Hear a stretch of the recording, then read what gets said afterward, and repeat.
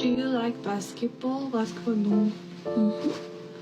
I like, but I'm not good at. Yes, I'm not. Me too.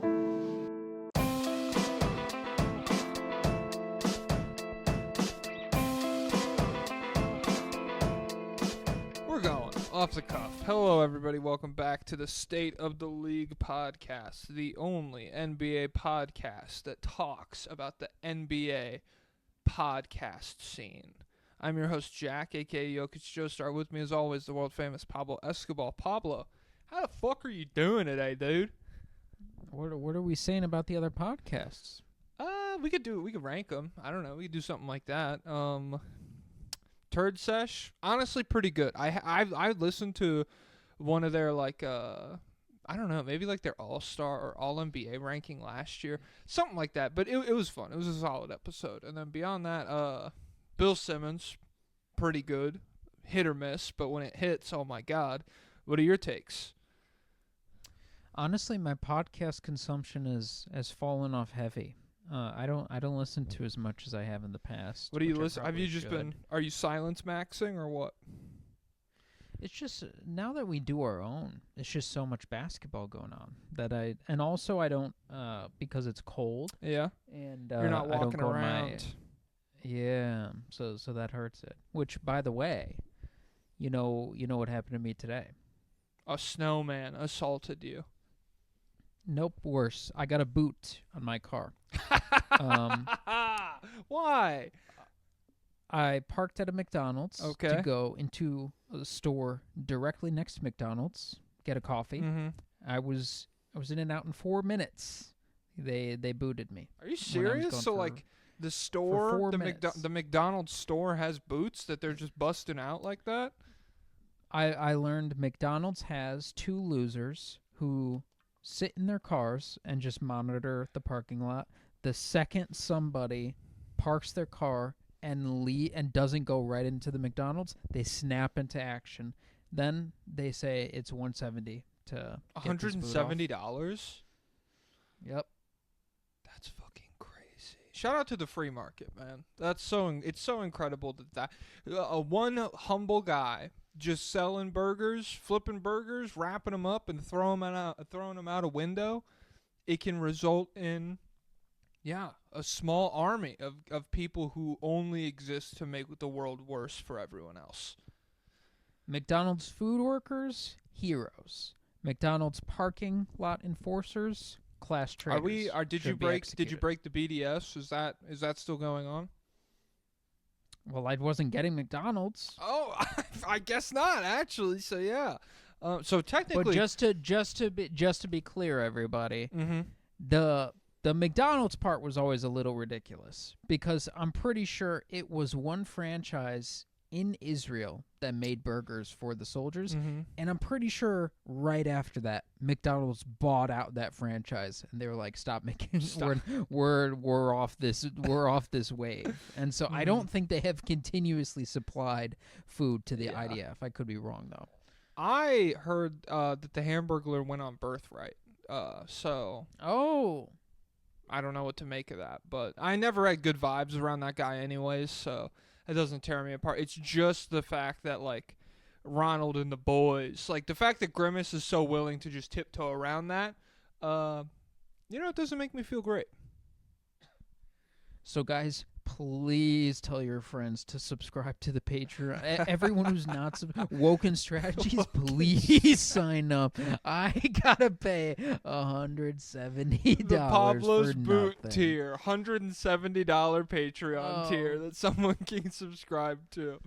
Oh, that fucking sucks. For $170, we can get my boot off, and then we can team up and nice. Redacted the two parking lot workers. Oh my God! Well, see, And we don't the even guy need to redact literally, it. I'm in the parking lot next door, aiming a microwave gun at their car. I'm giving them Havana syndrome. yeah. They're in the car going, I'm really anxious right now, and my head hurts. And the thing is, the signs were not that clear. So I even looked up directly in front of me. There was no sign that said anything. and then the boot itself looked so bootleg. It didn't look like a real thing. It looked like Yeah. I How'd you had get to. home?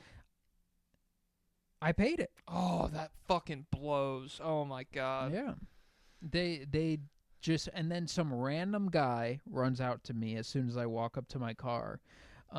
He has on like a badge. He has on like, he's wearing just a hoodie, but he has on some little official stuff. And Yeah. so at first I thought he was from the city, and I asked him. He said yes, but then he like his story changed up a little bit, and then What did their so I car was look like, okay, like? I didn't see where he came from. Oh. And he's on the radio with another guy the whole time. And at first I was like, "Oh, I'll just do this. I'll just pay this with card and then dispute it when I get home." Mhm. And then they were like, "We don't accept Discover." And I was like, "Crap." How about well, you this discover these leaves dick me- and balls, dude? Oh my god. What a fucking This loser. leaves me with only debit as an option, so that makes it tougher. And I was like, you know what? Let me go into the McDonald's and confirm that these are not scammers. And Yeah. so I went into the McDonald's. They were like, yeah, they work for us. And I was like, okay. And then so as soon as I paid, he's on the radio. He's like, all right, he did it. Come on out. What a And then I fucking noticed nerd. the guy is parked two cars away, and he just comes and takes the boots off, and then the boot off, and gets right back into his car. So they have this little pathetic wannabe cop operation going on there. I wonder how much they make daily off that. I mean, Jesus, what a fucking loser you have to be. Imagine being like a 40-year-old man who puts on a radio every day to go fucking patrol the McDonald's parking lot. That's so insane. Yeah, this guy paid. Come on out. Like, that's so fucking crazy. Get in the kitchen and flip those burgers, you I loser. know, you fucking dork. Go to the fucking chicken sandwich heated drawers that they have a full wall of in there and start pulling them out one at a time. Order up, do some. I mean, Jesus Christ. Serve up some smiles for the first Yeah. time in your pathetic life. I mean, genuinely, they are serving up frowns. That's crazy. Okay. And the guy, when he runs up to me, he has like this big paperwork spiel that he has to give to me, Mhm. and the entire beginning of it is like, "You're not allowed to be mad at me. Do not get mad at me. It's not even my fault that this is happening. You I'm just cannot be mad." benefiting. I'm just profiting off of your misfortune. He's like, legally you can't hit me. Legally, you which- can't hit me. I do make commission off of every boot that gets put on. So, yeah. Make of that what you will. All right. Well, fuck that guy. So guys, comment down below legal ways Mm-hmm. that I can't get in trouble for, that I can get revenge, because I know what car the man parks in now. Oh, So, okay. Are we thinking stink bombs? Are we thinking what are we, how can I make them pay? I don't know. I think the move might just be pretending to go through the drive-through every half hour or so, parking right behind them, honking your horn loud as shit for like a minute and a half, and then peeling out. That's a lot of work on my end though. Okay. Well, you could Lot of fill up time. a water balloon with like sand and oil, and you could launch it onto their Oh. windshield. I've heard that's good and effective. Okay, and it's hard to get off. Yeah, like black, like half like vegetable oil, half like black acrylic paint, and then sand, and then you just like they can't see out their windshield anymore. How are they gonna put boots on cars? You know, they'll have to stand out in the cold.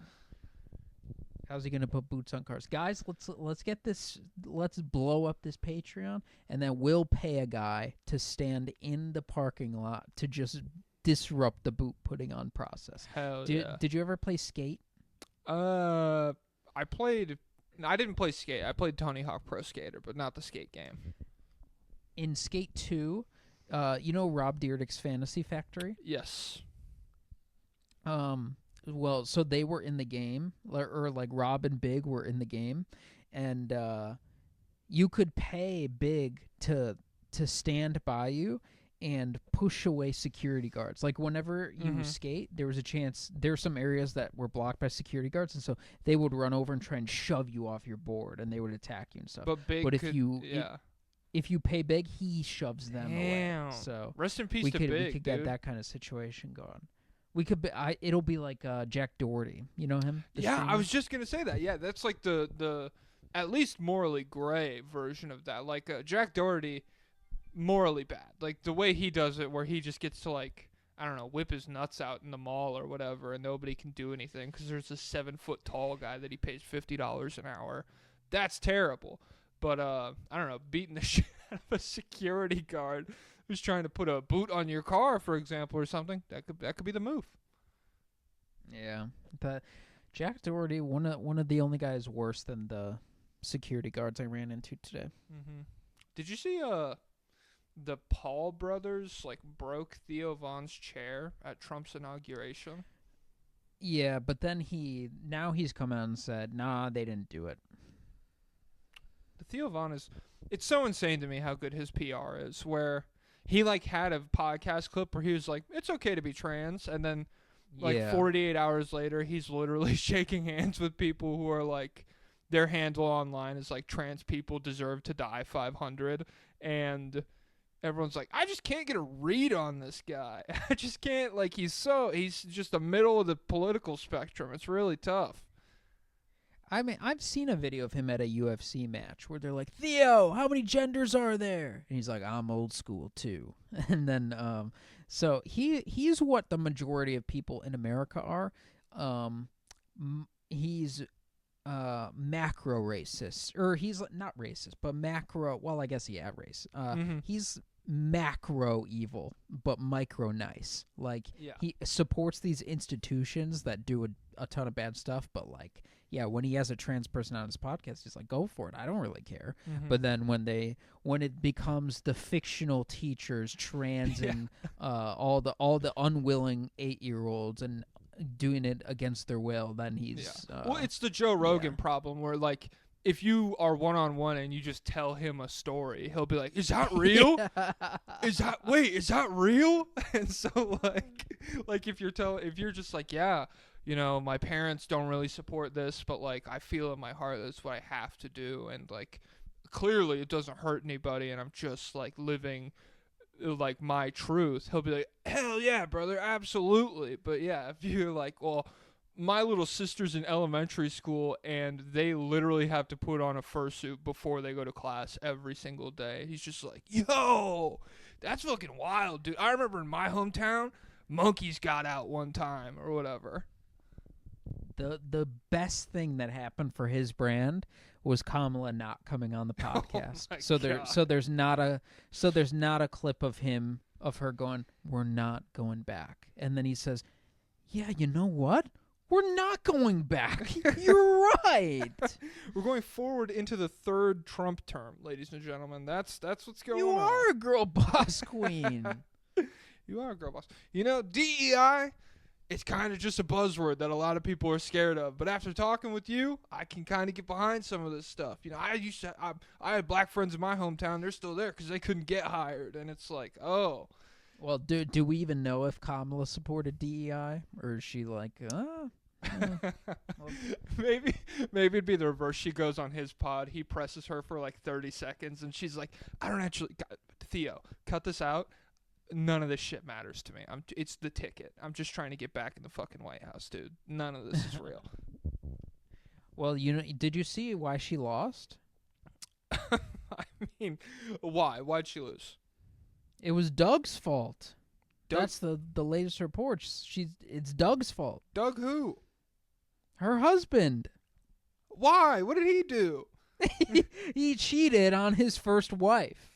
Oh no, I remember that swing in the polls because it was like the first the first returns came and it was like, yo, Pennsylvania's looking really good for Kamala, and then we got the Doug cheating dip, and it's like, oh fuck, was this really gonna happen again? No, oh my god, it was nuts. So yeah. I mean, I guess you can't. It's not that you can't have a female president; it's that their husband can't commit adultery. Bill Clinton and Doug. Obama, you hear? Obama cheating? Obama slinging dick, dude? Jennifer Aniston. No. Are you That's a rumor going around. I mean, but I don't. There is. Obama. There is that guy who says he sucked off Obama already. And Stop. and also remember Obama's chef who died. It was because he was gay with him. What the fuck are you talking about? No, I don't remember like half of this shit, dude. You're not locked in enough. I'm not locked into Obama dong rumors, dude. All I know is that Michelle Obama was a man or is a man, and they're also getting divorced, and so I don't know how the right would react. If you're someone who thinks that Michelle Obama, if you're like an insane person, you're like, that's a man. Obama's gay. But he's gay in every scenario. But like if he's getting divorced, does that person who thinks Michelle Obama is a man, are they like, oh, good for him? Like and now I can get behind this guy or whatever. No, because he cheated. And Jennifer Aniston's probably a man too now. Jennifer, I mean, that's the thing. I don't know. It's crazy. Like, obviously, those people. He's not a Muslim. He's a good man. Oh, John cool. McCain. John McCain. What a hero! What an act of generosity. Don't call him a Muslim. He's a good man. He's a good man. Yeah. They put one bill in front of John McCain that was like the obliterating babies bill, and he's like, I don't agree with this, and every other thing he's done for the rest of time is okay because of that. Can we? I support a bipartisan maiming babies bill. Mm-hmm. That's the thing. That's the thing. It's like the babies just have to make it through. Oh my God, this is a basketball pod. Do you want to talk hoops? I suppose. Fuck, what was I just about? Where's All-Star Weekend this year? San Francisco. Oh, Charles Barkley. He's not into it. He says it's a hellish city. What the fuck city does he like? He hates San Antonio. He hates Galveston. He hates San Francisco. Charles Barkley, I could easily see him being. They're like, what do you not like about San Francisco? And instead of like San Antonio fat women, he's just like homeless people, and like they all just. He kind of says that it's like dirty and stuff. He has a city that he says is the best city in the world. What? It's Montreal. Okay. Hey, I've heard Montreal hype. I'm not gonna sit here and. It looks cool. Yeah. That's just surprising. It is the funniest thing. Like all of those guys, the entire inside the NBA crew is conservatives. Oh yeah. Trump voting conservative. Well, I don't know if Charles is Trump voting, but Kenny and Shaq, like I think definitely are, and then Ernie probably is. Do you remember after 2016, he like got on the show and started crying about division, and he's like, I didn't vote for Trump or Hillary. I wrote in John Kasich. Oh. Oh my God. I want to live in the timeline where he writes in Bernie. Oh, you got in trouble. I forgot about that. We got a comment that was like Bernie and based in the same sentence in 2025. Shaking my damn head, Pablo. You're not woke. You lost the woke fight. It's all relative. I know. He's not hard enough on Israel. He built the F-35s in Vermont. I know, but listen, things are dire. So there's and you know what? I'll still love him just for how stubborn he is. That's why I love Mitch McConnell, and they're the same. There's no meaningful difference between Bernie. Is he still alive? Mitch? Well, he fell down the stairs. I don't think that took him out. You know what? Marv Albert is still alive. Who's That's that? crazy. You don't Marv Albert, the commentator, the longtime. Maybe NBA if I heard his voice, I'm not. Yeah, he's the guy with the voice with the. Well, they all have the fucking voice. Michael Jordan. Oh, okay. That's a good impersonation. Yeah, I know this guy.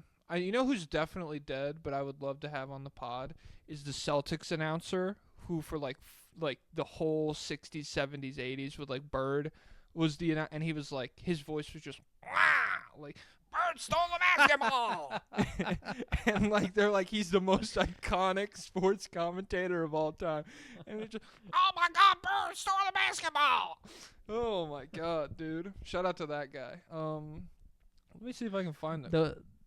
The White Sox had a commentator for many years named Hawk Harrelson, and he was known for like being the worst one because he was so biased towards the White Sox. Like he'd call the other team the villains or the bad Hell guys yeah. and stuff like that. And he's so mad. Come on! when they'd give up home runs. He was so biased. There was a good Kings Nuggets moment last night, which this is the East, so we're not going to delve full on. If you want Jokic glaze, patreon.com/state of the league. I'm going hard as fuck tomorrow. But when Jokic hit like the 3/4 court buzzer beater at the end of the third, the Kings announcer was just like, well, they start, like he throws the ball from the other free throw line, and the Kings announcer was like, well, they started this quarter down 10, and they fought all the way back, and then it goes in. He just goes, okay. Okay. All right. You want to get Cavs? You want to do some Cavs talk? I don't have that much on the Cavs. Just a few things here and there. Let's see. I don't either. It's mostly the Celtics is what I wrote a lot about. So down they're 2-2 in their last 4, but it seems like somehow by the time we do this podcast every single week, every team has only played 2 games. There's been a lot of postponements lately is the thing. Which like I don't know how that's affected. I feel like only 4 teams have had postponements. It was like the Lakers, the Clippers, the Hawks, the Rockets, and this week the Bucks and the Pelicans. Yeah, but wait, what did the Bucks get for? The Bucks were playing the Pelicans in New Orleans. Okay. Yeah, and so the Cavs 2-2 last 4. They beat the Suns and the Wolves. They lost to the Thunder and the Rockets. So yeah. If we're looking all the way, it feels like the Thunder blowout was like a month ago, but I guess it was within the last 4 games. I really only wrote down Darius Garland, choked at the free throw line. Mm-hmm. Did you see that? I was scrolling TikTok, and I came across a live stream of the Houston PA announcer. He lives himself during the game. It's kind of fun. So I was just watching him and the woman next to him's reaction, and he first of all, his eyes looked like he was gonna cry before, but that might just be how he looks. But he was like, yeah, it was a crazy reaction. He's like, he missed one, he missed another, and it was pretty hype. But yeah, that was cool. But outside of that, Donovan Mitchell, All-Star. Handsome, cool guy. Big. I like him. I like Donovan. I'm pro Donovan Mitchell. He outmeted Shea? No. Shea actually massively outmeted him both times they matched up. It was, What would you say? Well, pure meat we're talking. I'm down. Let's do pure meat. I mean, how did, like, are you just talking those pictures of the skin? Because, like, the pics, yeah. Well, I mean, I've seen pictures of, like, lizard people on the moon before. I'm not just gonna take one picture at face value. I will. There's a lizard people on the moon, sheep. and Donovan Mitchell outmeets Shea. No. Because also the thing about the angle that they took Shea's at, it was a humble meat angle, and so. Oh, you know who's got a lot of meat heat is Justin Bieber. Oh. Have you seen that? No, I haven't. Oh, my God. All right. What do you got? Pic came out where his meat looked small, so he's getting a lot of heat. Fuck. So there's a lot of meat pics, huh, of famous people going around. But Evan... Was his consensual, or did it get leaked? I don't know. He was laying on a lawn chair. So he was outside in his underwear. So I don't know. It's giving TMZ. It's giving they weren't supposed to take that picture. So no proper fluffage. I will not count that in the true meat rankings. Here, I'll Google Justin Bieber meat. But Evan Mobley's been out. He's missed 3 games. Yeah, well, it is what it is. They can barely. I mean, geez, 2-2. They can barely afford to lose Mobley. What do you got? There are 3 hours ago, there are new reports on the state of Justin and Hailey Bieber's marriage. Well, that's what Justin's this podcast Instagram is account called. Unfollowed Hailey. Fuck, okay, bro. We'll get back to that later. I wonder if it's meat related. It's giving. Oh, but he refollowed. Okay. I genuinely don't have shit on the Cavs. Working towards All-Star Weekend, they look solid. They look good. You get blown out by the Thunder. The Rockets lost. I don't remember that much about the clutch moments outside of. I remember it was a game where both teams were trying to lose, and the Rockets should have lost because they fouled Garland up 2, and they fouled Garland on a 3-pointer, and then he missed back-to-back free throws to essentially lose them the game. Even though, so what was crazy about that is Tari Eason committed a flagrant 1 on that foul. So it wasn't just a 3-point foul. It was 3 points plus the ball. Cleveland got the ball back. And so, yeah, they would have been in really good position to win the game if Garland had made his free throws. Ball don't lie. Great defense from Tari.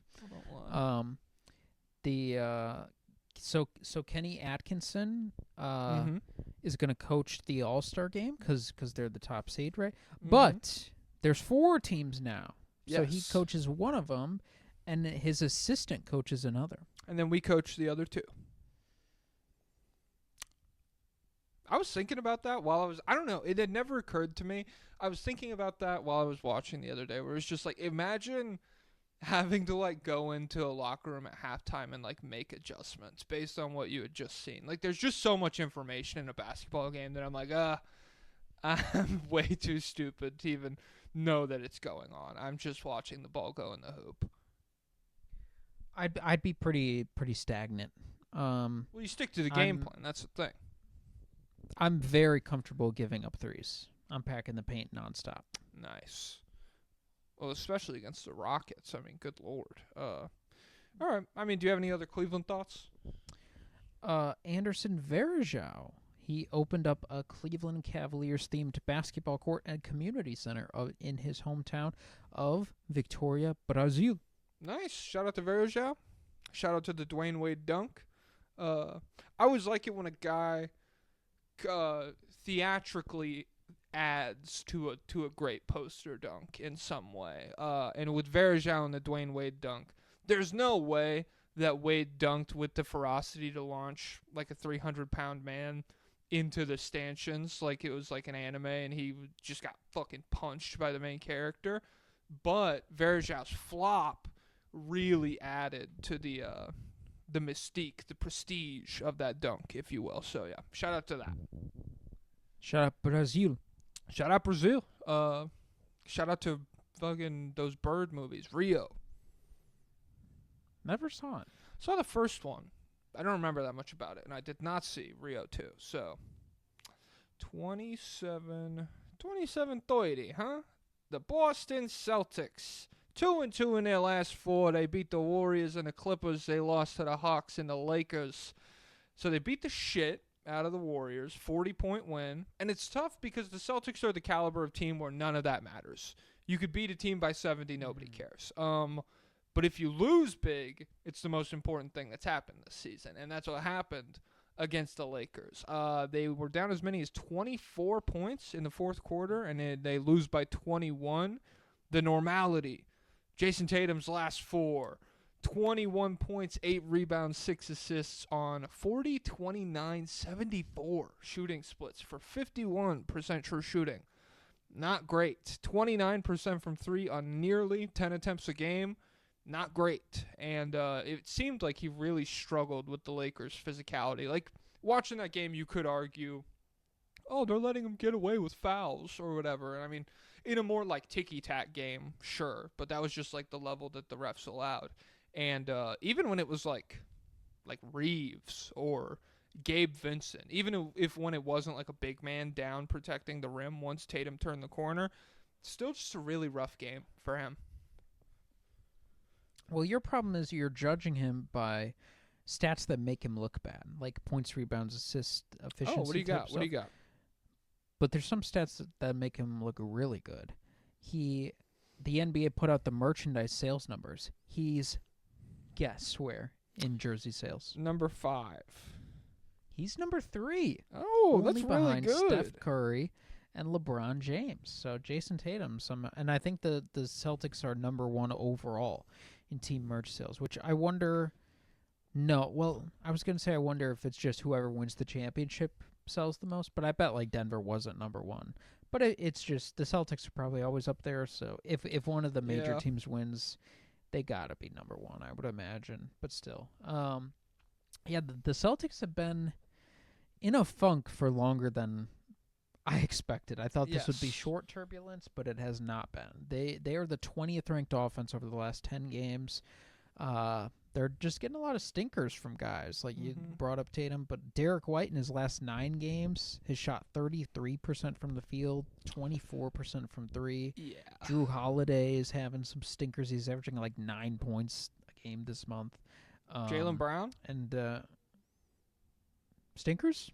Oh, I mean, well, last 4 games. I forgot to look up his numbers. I mean, his last 4, he's 21, 6, and 5 on 50% true shooting, essentially. And then in the second half of that Lakers game, 5 points on 2 of 9 shooting, including 0 of 3 from 3. And so, yeah, I don't know. It just jumps out when you watch the Celtics. You expect them to. There's like this redundancy built in. You know how the unsinkable ship, the Titanic, how it was like, well, these doors could close and then the water won't come in anymore. It's we have 2 All-Stars, and then we also have a ton of really good role players. So if our 2 All-Stars don't play well, usually the shooting variance from our depth guys and the fact that like Derek White and Drew Holiday are All-Star-ish level, especially Derek White, usually that can save you. Or alternatively, the rest of the team has a stinker really off shooting night. That's been the recipe for the Celtics losing over the past like year and a half, 2 years or whatever. But even when they do have an off shooting night, you usually feel like you have a chance because you have 2 All-Stars and theoretically an MVP level guy, quotes pretty heavily there, on Jason Tatum. But both of those have been going wrong at the same time now. And it's like the iceberg hit and now everybody's drowning in freezing water. It's kind of scary. Yeah, they just the consistency is gone on that end, and so since December 15th they are 3-8 after a win. So they just keep. It's not good. They can't string anything together. Bill Simmons, he's it's okay. He's being very rational about this. He said Nice. in an Instagram video that I watched, he said, I don't think they're going to make the finals. It's not urgent yet, but I'm flagging it. Hell yeah, dude. I meant to talk during our Scoot episode this week where he recently had like a segment where it was just him running through his biggest draft misses of I the haven't past. tuned in yet. It's Since Scoot's hot so streak. good because it's literally him just listing like straight up draft misses. Like Scoot, or I can't remember a couple of the others. Maybe like who was the guy who had the really fucked up jump shot where he would like shoot it sideways? Oh, Michael Kidd-Gilchrist. Yes. It's like guys like that, and he would say, so I had that guy really high. Not totally convinced I was wrong for like 3/4 of his list, even though it's like running through his biggest. He was a great defender. Not totally sure I was wrong. You do his career again, maybe things turn out differently. It's like, well, we did his career once and it was bad, Bill, but whatever. So yeah, just I mean, really a once in a generation talent, that guy, because he also had the bit that was going around on Twitter where it was like, it's impossible to be under 500 with Wemby at this point. He's just so good. What's their record right now? Oh, 19-22. Well, okay, it's fine. Also, a guy going through his extensive draft prediction history, and the draft research involves YouTube highlight watching for like 2 weeks before Hell the yeah. draft. Like this guy is looking pretty frisky in the YouTube compilations, which I wonder what he was doing back in like Yeah. the pre-YouTube days. Because it was probably just reading articles. Just which- a network of Yeah. guys around the country with VHS tapes of different games that they're mailing to each other. I remember back in 2014, I was super duper high on Zach LaVine because in December, Chad Ford tweeted, "He's Russell Westbrook with a jumper." Oh my And god. I was like, well, that's a great player. That is. This guy's gonna be awesome. Steph Curry with a 40-inch vertical, baby. Oh man, Shout out to Mike we should Korzemba. get Korzemba on Never the pod. wrong, just early. We could probably get him on. That's an attainable guest. Formative years. I never watched him. I used to watch him a fair amount. He had some good videos. I mean, not like, I don't know. He's not Ben Taylor or anything, but they were fun, especially when I was younger. So yeah. Do you have any other thoughts? I mean, the Celtics, it's just a full month of 500 basketball with some really ugly losses at this point and some really ugly clutch basketball. Yeah, I mean, if it's funny because if we go back to before last year, like if this kind of stretch happened, I would be more skeptical about the team because I'm historically pretty low on Drew Holiday relative to everybody else, especially offensively. Yeah. And I do love Derek White, but he's like a guy who's like, it wouldn't be crazy for him to disappear over the course of a playoff series. Mm-hmm. And then like Al Horford and the rest of the team and like Brown and Tatum, it's just like before last year, I could conceive of this being, even with all the names on the roster, I could conceive of this being a team that underperforms and just like disappears. But after last year's playoff run, like it's going to take so much for me to be worried about these guys because like they could just survive Tatum doing nothing. They could survive with I mean, that's Al really Horford what it is. guarding Is last Luka year they out on the stomped perimeter. the entire league with Jason Tatum being completely unable to hit a jump shot. And no Porzingis. Yeah. And you could argue whatever. You could argue that the East was weak, they played injured guys, and blah blah blah. Like if they were playing like college teams, to have that run through like 18 games would still be insane. You would figure they'd drop a couple more. And so yeah, it's just I don't know. I kind of get some flashbacks to the second year, the year after Denver won the title, where whenever they play like shit, it's just, they have Jokic, so, who's really worried? It was a combination of, like, they have Jokic and Jamal Murray. Well, Jamal Murray in the big moments, it's the regular season's not canon, blah, blah, blah. And oh, crap. Oh, fuck. We now have to worry. Yeah. And so, with the Celtics, it's just tough because it's like, for the Nuggets, that's like two things go wrong, and they're losing. Whereas the Celtics is just like all of these cascading things have to go poorly for like two other teams in the conference to have a real shot at beating It's got to them. pass in the Senate, in the House. It's got to be approved by Supreme Court. The president has to sign it. Yeah, they have so many checks and balances. Exactly. So yeah, I am worried about them, but not panicking. It's just like to see that, like, you're never gonna feel comfortable if a team shows you this. You're never just gonna be able to be like, whatever, guys. I'll see you in May.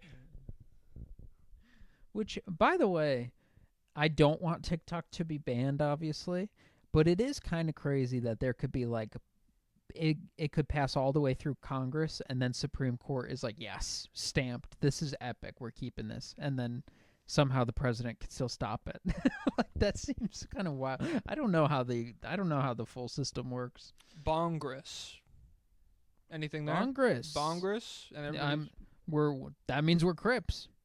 Oh, no, I was saying like everybody in Congress is getting high. Whoa. Ripping bongs. You're not a Crip? You're anti-Crip? I wouldn't say I'm anti. I don't have a Crip position, Which side? I don't bang. I don't bang. I don't bang. I don't bang. I don't bang. Red Kings? No, I don't bang. I don't bang. This brown hoodie, no. I have no affiliations, man.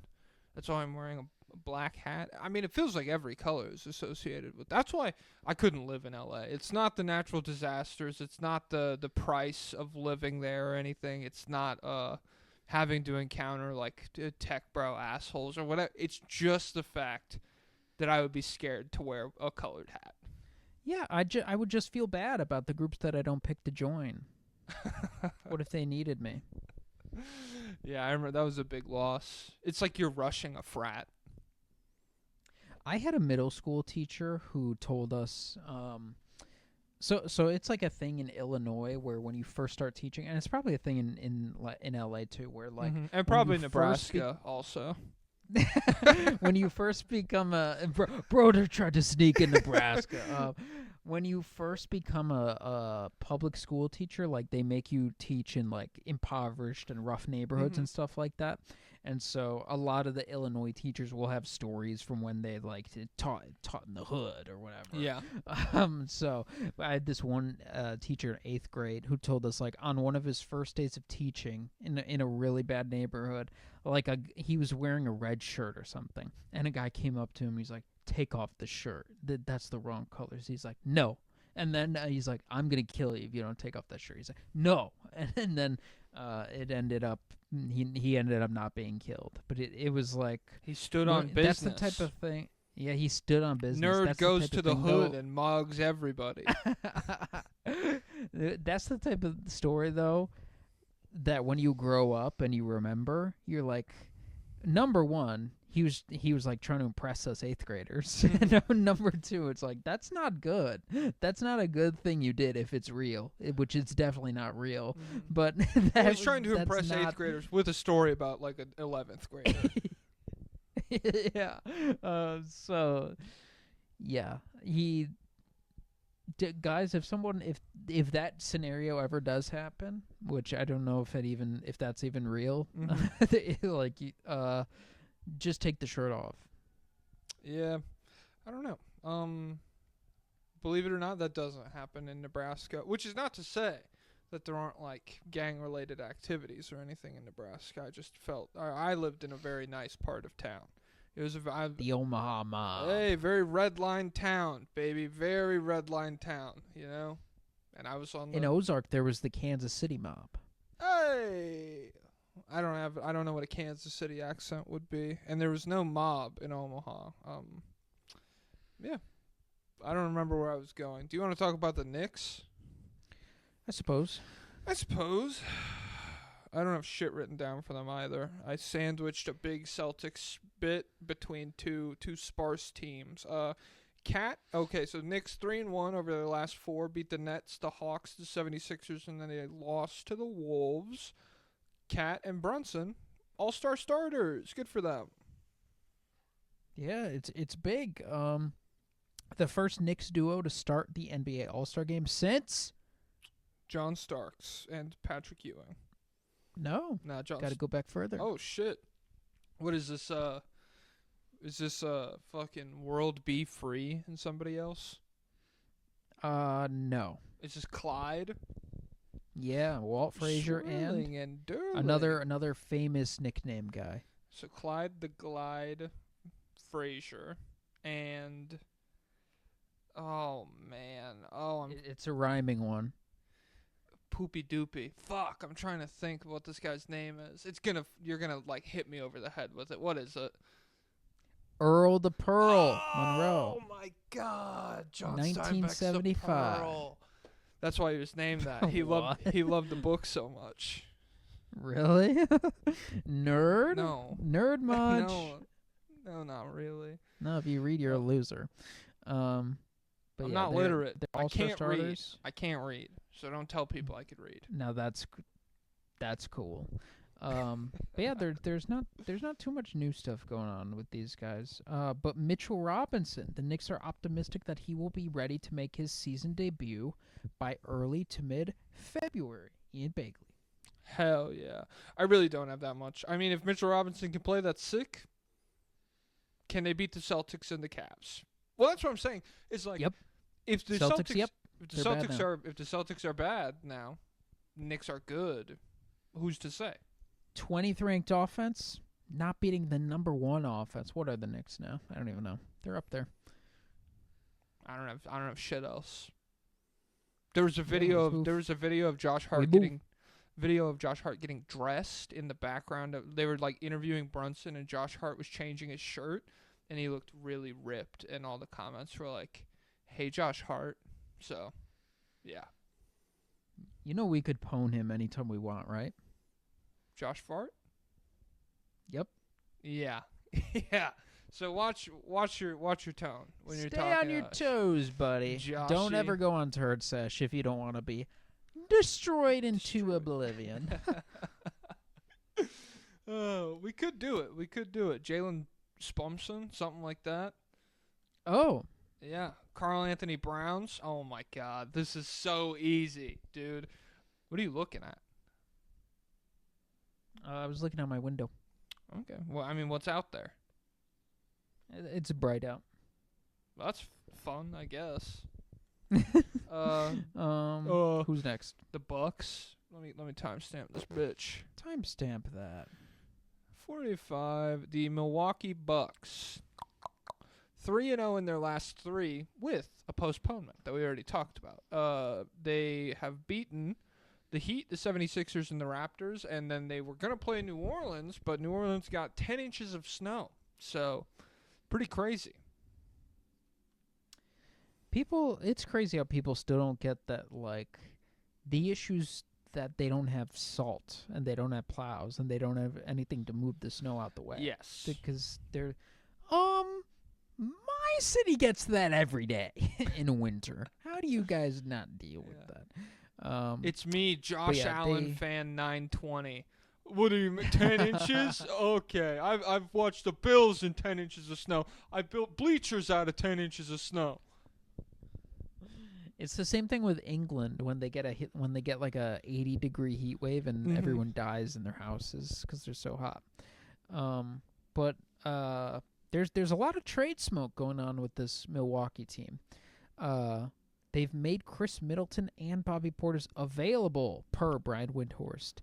And there were some rumors. It was looking like they were trending towards taking on Bradley Beal in exchange for Chris Middleton in a Jimmy Butler trade, but I don't think that's going forward. But he must really be cooked physically for them to be weighing these possibilities, because I don't think you're really going to get any true upgrade for him, because like when he plays he's still decent. I mean, I don't know about defensively, but like to even consider Bradley Beal is the thing. He could pass Giannis, he could shoot. Damn. Okay, hold on. Keep yapping. I have to look out. There's a helicopter like directly on top of me right now. Joe Byron. But yeah, so with the Milwaukee Bucks, they are 14-3 when Gary Trent Jr. scores over 10 points in a game. And I talked about last week, like, there's a lot of numbers going in this team's favor, and I saw another graph, like, over the last 10 games, they're number 5 in offense and number 3 defense, or maybe those are flipped. So this is just a team playing really good basketball, and in the synergy is very noticeable when you watch them play. Who did they just play? Is it the 76ers, the Heat? I think it's the Heat. Yeah. They were just tearing them up. Like Dame and Giannis, they play so much better with each other, and they're so much better at getting other guys involved. And it's just when they go into the two-man actions, if you don't have the personnel, it's just impossible to stop. Like, it's not gonna happen. If Pell Larson is guarding you and Duncan Robinson is the low man and stuff like that, it's just not gonna happen. So they were in real nasty freak mode. But yeah, on this day a year ago in 2024, you know what happened with the Milwaukee Bucks? No. Adrian Griffin was fired. Oh my God, that's crazy. Damn. Happy anniversary. It's crazy that was that deep into the season. I mean, yeah. Yeah, because it feels like that was like early and right away. Well, it's because really it was. They brought in Doc Rivers like a month and a half before that to be like, yeah, this is our professional loomer. We brought in this guy to loom. He's consulting. Yeah, he looms. He stands in the... with Adrian Griffin. Yeah. He stands behind Adrian Griffin in like a dark, shadowy cloak while he coaches games. And, just exudes like an ominous presence. And so, yeah, that lasted for a little while before they went official. And they're like, get your ass out of here. You just hear Scratchy mumbling the whole time. as he's under his breath. That's just Doc Rivers. but yeah. That's just how he talks. So let's praise Doc Rivers, guys, because remember, this is something he wouldn't wish on his worst enemy.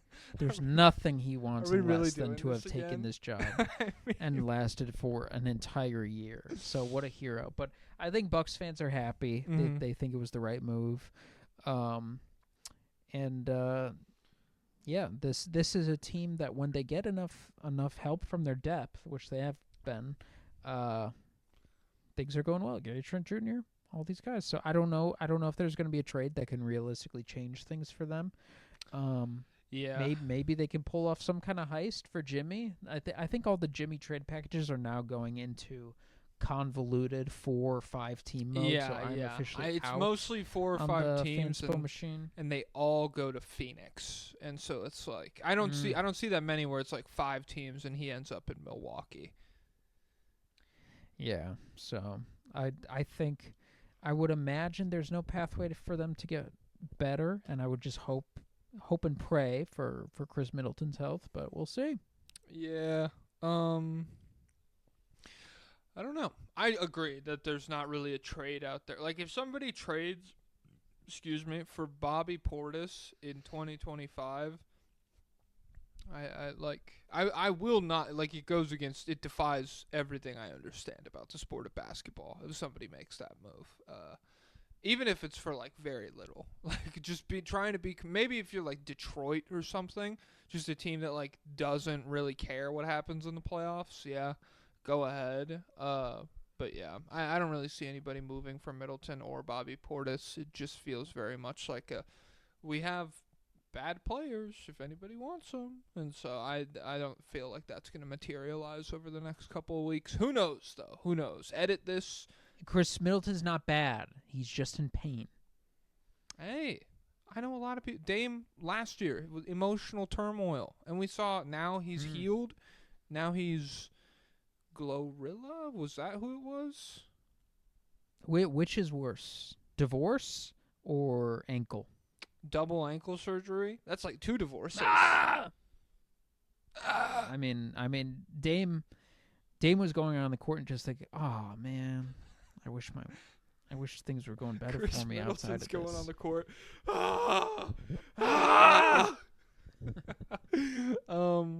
Fucking hell, mate. The Pacers. You got any final Bucks thoughts?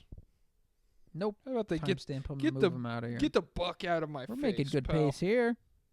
Hey, yeah, that's what I'm saying. When we don't have these idiotic lobbyist requests to wade through. Nah, just kidding, guys. Just kidding. We love your lobbyist requests. Some of them are thought-provoking. The Pacers, 2-2 over their last 4. Beat the Pistons and the 76ers. They lost to the Cavs and the Spurs. Wemby Hammer in Paris. What do you think? In Paris. Paris. They give up 140. That's not good. That is not It's good. like- So, It's but like, what the heck? realistically, I don't know how you're supposed to. How are you supposed to beat the GOAT in his home turf? It's just not going to happen. And Yeah. you know they play again tomorrow, so probably going to get beat down again. But the Pacers are back. They're back. They're just not going to beat my GOAT in his home turf, and they're not going to. You're not going to beat Gojo when Infinity is activated. So that's what Yeah, that's the Wemby's doing thing. with You got to France. tire him out. So if there's a way you could trick Wembanyama into playing basketball for like 3 days straight, and then you could play him on the 4th day, you could be like, all right, it's time for the Pacers game. Then maybe you'd have a shot.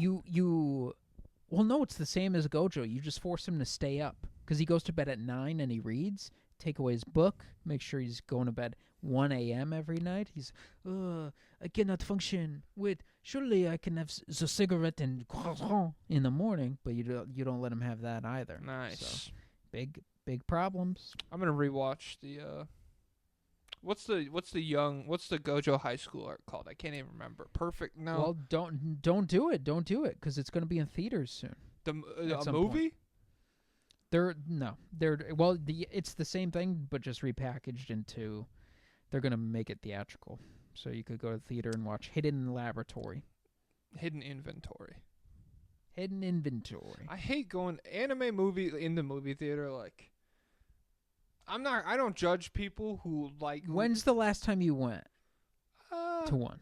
I mean, I went to like a Ghibli movie, but like that was different. I went to The Boy and the Heron last year. But the last like re-released anime movie I went to was a couple years ago, I guess. I didn't go see like Blue Lock or anything.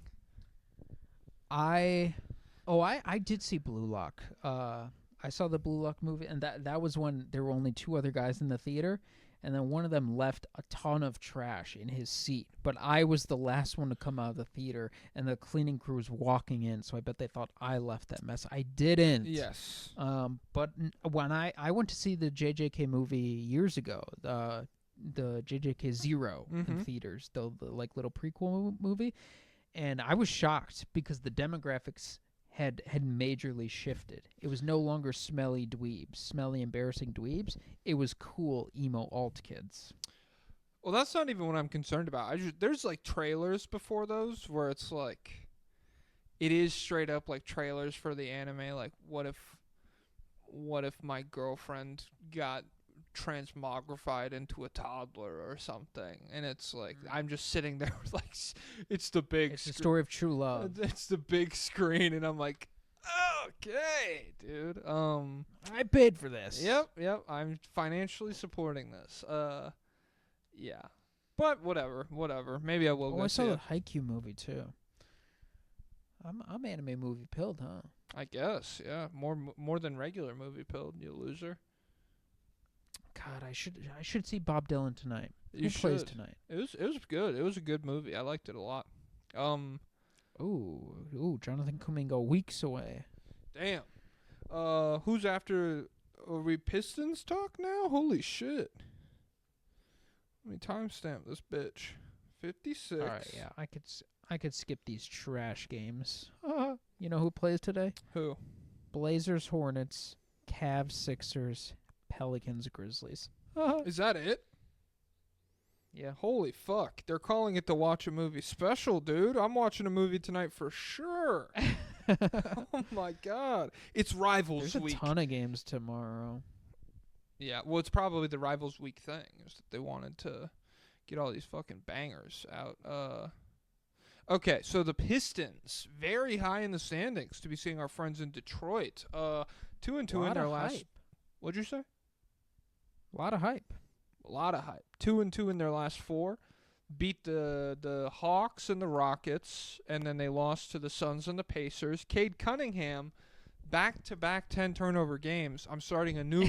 Yeah. I'm starting a new movement. Don't laugh. It's called Turnovers Don't Matter. It's like nothing ever happens, but it's just turnovers don't matter. And so anytime someone's like, turnovers don't matter. Turnovers don't matter. And so, yeah.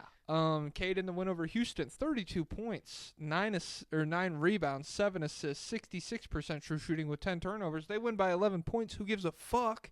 19 points on 110% true shooting in the third quarter. Ugh! What do you got?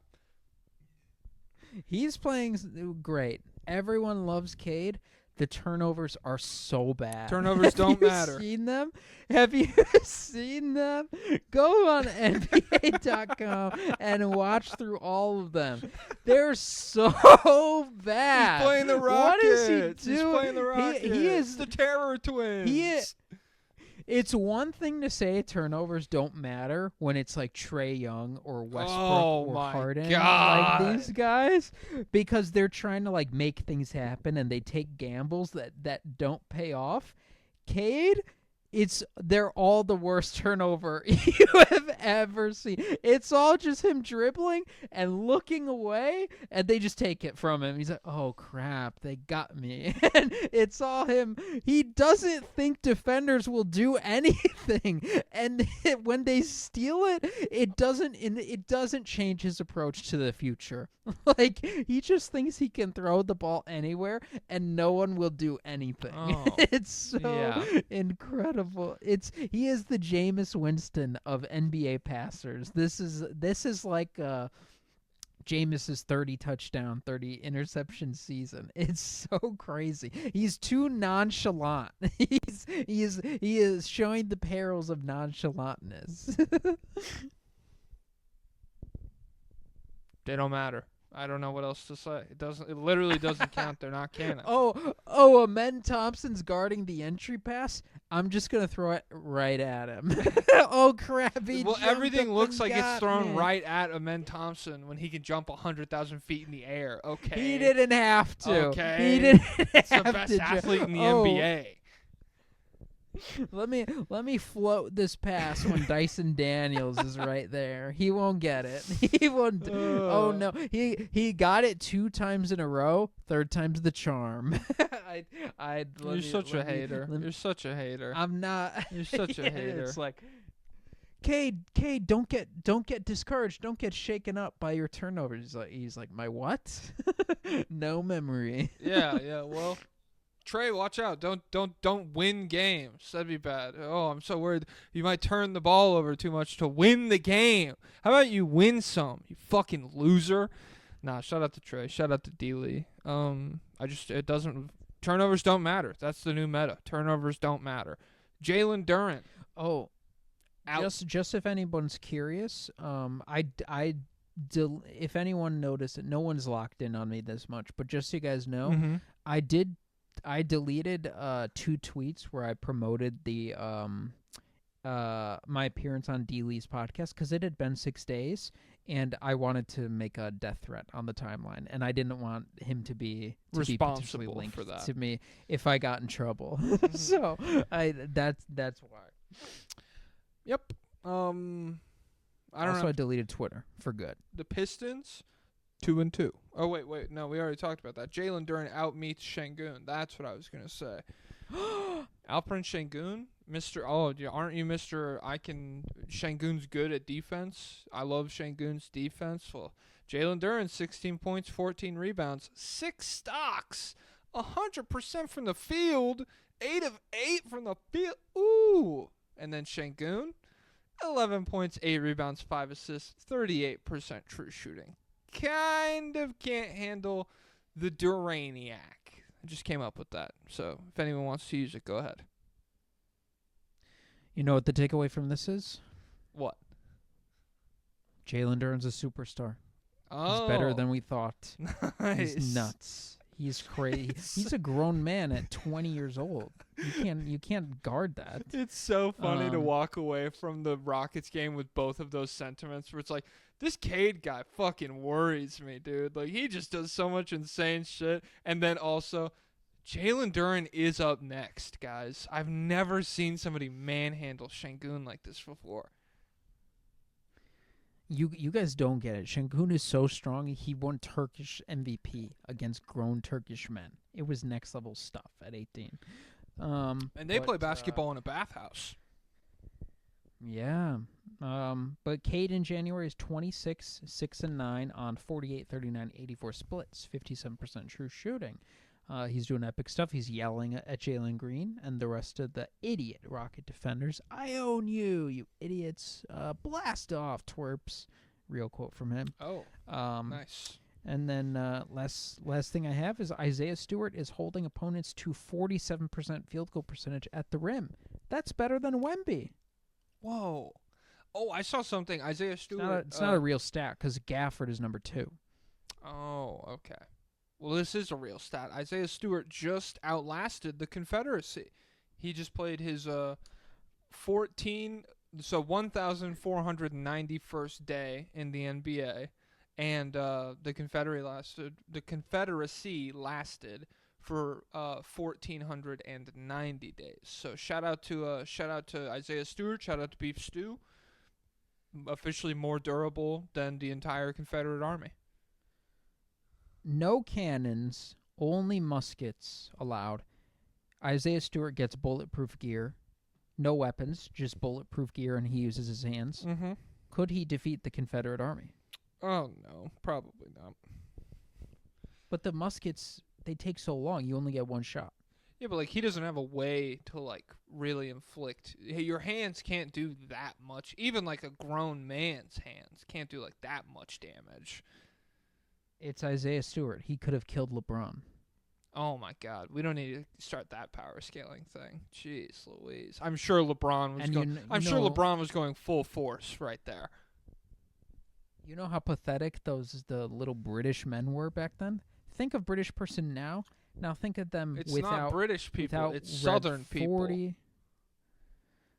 They were British right before them. They still had the inbred genes, the so inbred bootleg stupid. mince pie You're genes. so dumb. Oh my God. You've seen the doorknobs back then? They were hobbits.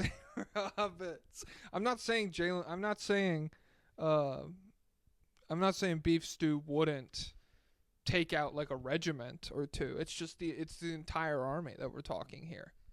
You're just a hater, okay? That's Okay, it. let me plain and tweak. simple. Let me tweak. Okay, let's give him a big Rambo style knife, and Wait, I'm just remembering we had this discussion like right at the beginning of the podcast about could Batman take out the Confederate army with just the Batmobile? well, that's true. And unlimited gas. That's easily true. Yes, that's because the Batmobile has the capacity to like disrupt railroads and shit. Like he could just like blow up all their supply lines. And Batman, shout out to Isaiah Stewart, Batman, massively better tactician. I'll say that much. Oh. Have you ever heard but- Isaiah Stewart in the huddle? He's not talking X's and O's. He's a good motivator for sure. He likes to make hustle plays and get everybody amped up, but he's not grabbing the whiteboard and being like, "This is what we're going to do to win this game." Well, I don't know. His rim field goal percentage shows some high Batman's level rim field goal percentage is 45%. Oh, little 5'9" Batman. Batman Little- is not little- 5'9". Oh my God, what canon are you reading? He's a little twerp. He's not like Wolverine. Um, He's canonically a huge dude. He's like big next to Superman. That's such propaganda, bro. No, it's Who not. wrote it? What That's what probably fucking the Batman superhero? writers. Who's your That's favorite? probably a Batman writer saying that. Who's your favorite superhero? Probably Jesus Christ. Okay, besides Jesus. My favorite DC. Yeah. Okay, time's up. You took too long. Pass. You took too I long. I like Spider-Man and Marvel. Yeah, I do hate That's a little guy. anyone. Yes, anyone. Like I remember, I used to get into superhero arguments with my friends and shit, and I had this one friend who was just like, Batman with prep time wins. That's Yeah, I have a friend who was kind of like that. He wasn't super into it, but he was a proponent of that. yeah. I'm Flash pilled, so the Flash wins. The Flash is so powerful that it doesn't make sense, and it would blow up the world. The Flash is annoying because they take it too far. They're like he They don't he take it too got- far with he- the Batman prep time thing.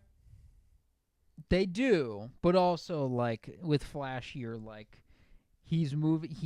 There's actually infinite versions of him because he's moving faster than himself. When he runs, he's actually faster than himself, and he's existing in all times. At the same Speed time. Force.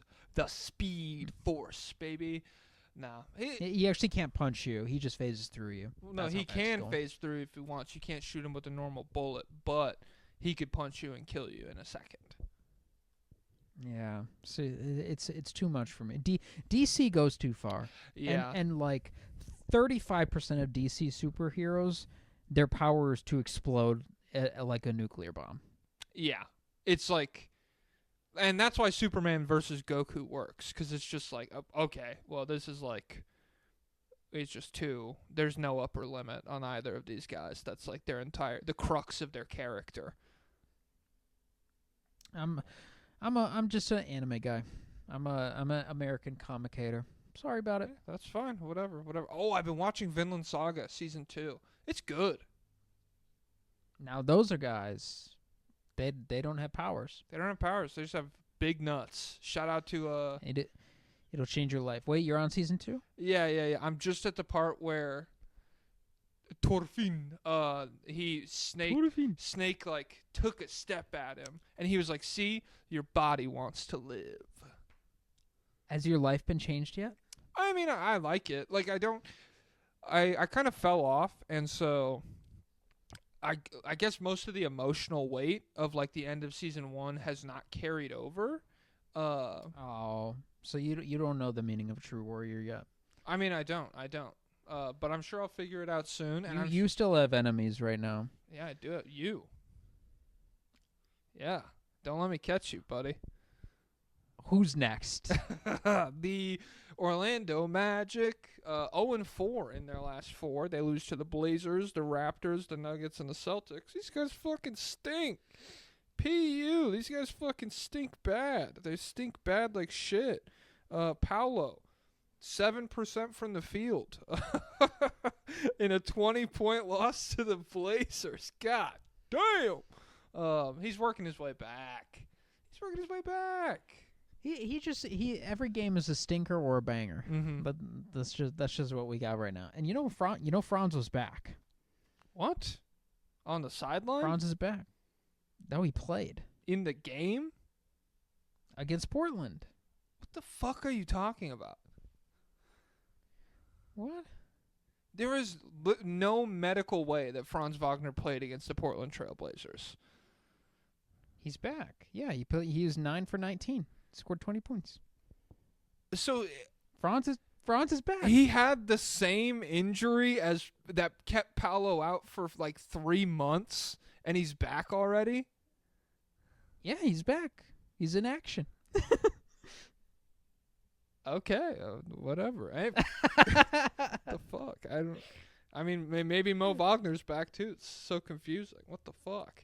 They're both here, and they combined to score 79 points on the Blazers, the entire team. Well, the Blazers, Robert Williams played. That is true. And we talked about it. We like a lot of their defensive pieces. Tamani Kamara. He dropped 16 in this game.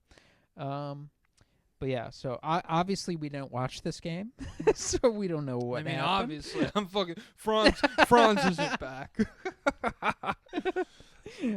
He was the leading scorer for them. Mm-hmm.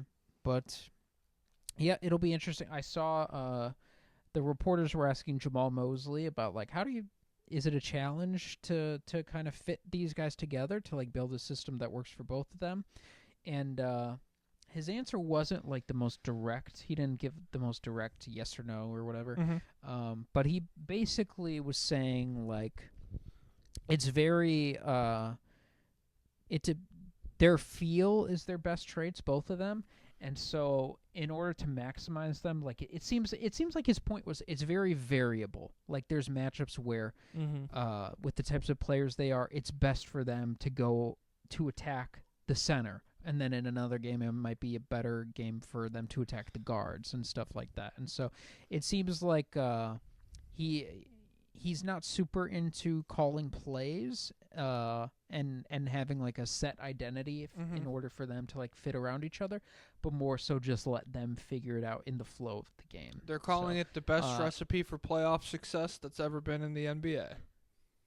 So we got to figure something out. But we got how many months? Is it? I think till like April. May. I have Goga Batadze's game log open on my computer. Oh, he was out too. Well, so they have not won a game since he went out. He's missed 5 straight. They've lost 5 straight. So I saw a graph before I deleted Twitter. Oh, I got to make sure that guy's on Blue Sky. Todd Whitehead. The Goga was like top 5 in above the rim blocks in the entire league. April 13th is their last regular season game. The Orlando Magic. Okay. So, and we're halfway through, right? Yeah. Or no? Just about. Yeah. So we got a half of a season to work our way into shape. Just hope everyone can stay healthy. Jalen Suggs is also still out. He hasn't played since he left in a wheelchair with the back strain. That's gnarly. That's scary injury, man. I don't have much else on the Magic. Let's see. Yeah, I covered everything I wrote down. Not canon yet. Not canon. Yeah. No, it doesn't matter. It doesn't count. The Hawks 1-3 over their last 4. They beat the Celtics, and then they lost to the Knicks, the Pistons, and the Raptors. The only thing I wrote down for them is to beat the Celtics and then lose 3 straight games to like a descending caliber of opponent, where it's like, okay, we beat the Celtics. Oh, we dropped one to the 3 seed in the East. Oh, we dropped one to what at that point was probably like the 7 or the 8 seed in the Pistons. Oh, we lost back-to-back games. Oh, we lost to like the 3rd worst team in the conference now. It's just funny to do that right after beating the Celtics. All right, so here one. Let's see. It'll focus in a second. Uh-huh. So Wemby's number 1. Okay. Eve Misi number 2. Daniel Gafford number 3, and Goga number 4. We're talking about the above Hawks. rim blocks. No one cares. Blocks above 10 feet. But no, Hawks fans love Goga. I bet they would if but he was yeah, on their team. They really would. He would be big for them. Mm-hmm. The Hawks are 22 and 22. They're just permanently 500. If we go back for the entire Trae Young era, they're 500. If I look up Trae Young's career wins losses right now, what is it? Is he going to be 500? I would wager that the first year of his career probably puts him firmly below 500, because it's not like they've had like a what was their record when they went to the Eastern Conference Finals? I don't remember them winning like 50 games. I believe they probably were like a 5 seed still. Yeah. Because was that the Knicks matchup? Was that 5-4? Yes, I believe so. Trae Young is 203 and 245 in his career. So yeah, those early seasons do mess it up. But like if you ignored those, they were 40 in 21 and 22. They were 40 and 36. Nice. Okay. Or at least he was. Yeah. Okay. I mean, do you have any thoughts about the games? Who have they played? I just told you. They beat the Celtics, then they Celtics? lost to the Knicks, the Pistons, and the Raptors. The Raptors was the most recent loss.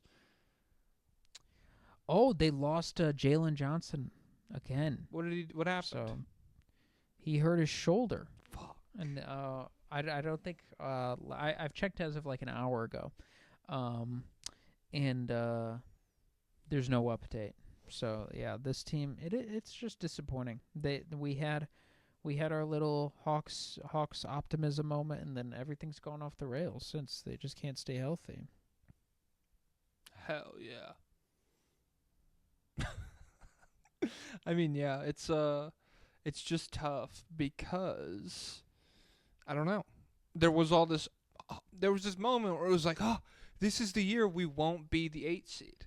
This is the year the Hawks are just going to be like a firm playoff team. They don't need to be one of the best teams in the conference. They don't need to be a conference finals real threat even. It's just a step maybe 3 more wins than losses. Yeah. And now it's just we are right back on track for every like the rest of everything else. So yeah, the Jalen Johnson thing sucks. I think Rizashay has also been out for a little while.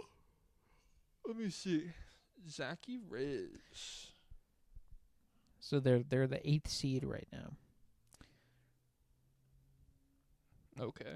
But yeah, it's just Hawks, just typical Hawks. Just typical Hawks, typical Tours. Wish they took Alex Sarr. You and me. I mean, not me actually. I've been starting to watch my draft guys. Been watching some VJ Edgecombe. Pretty epic. Yo, he's edging Combs. Crazy. He's edging. He's gooning. Are you frozen? No. Is this thing on? No. Yeah, it's on. No. That was that video killed me. Where it's just a kid in the back of his classroom going, "Why don't girls like me? Why doesn't anyone talk to me?" Oh yeah. And then like the whole class is looking. Is this thing on? Yeah. All right. After the Hawks, hey, the Miami Heat. Let me stomp this bitch real quick. Speaking of the Superman. Universe giveth, the universe taketh. Speaking of Superman. what's his name? Kal-El? Yup. Well, Khalil has been killing it. So the Jimmy Butler thing, I guess we can get that out of the way up top. Suspended another 2 games. He's not happy. The Heat don't want him there. Something will happen eventually. Something's gonna give, I'm sure. But He's gonna go. He'll go anywhere not except Memphis.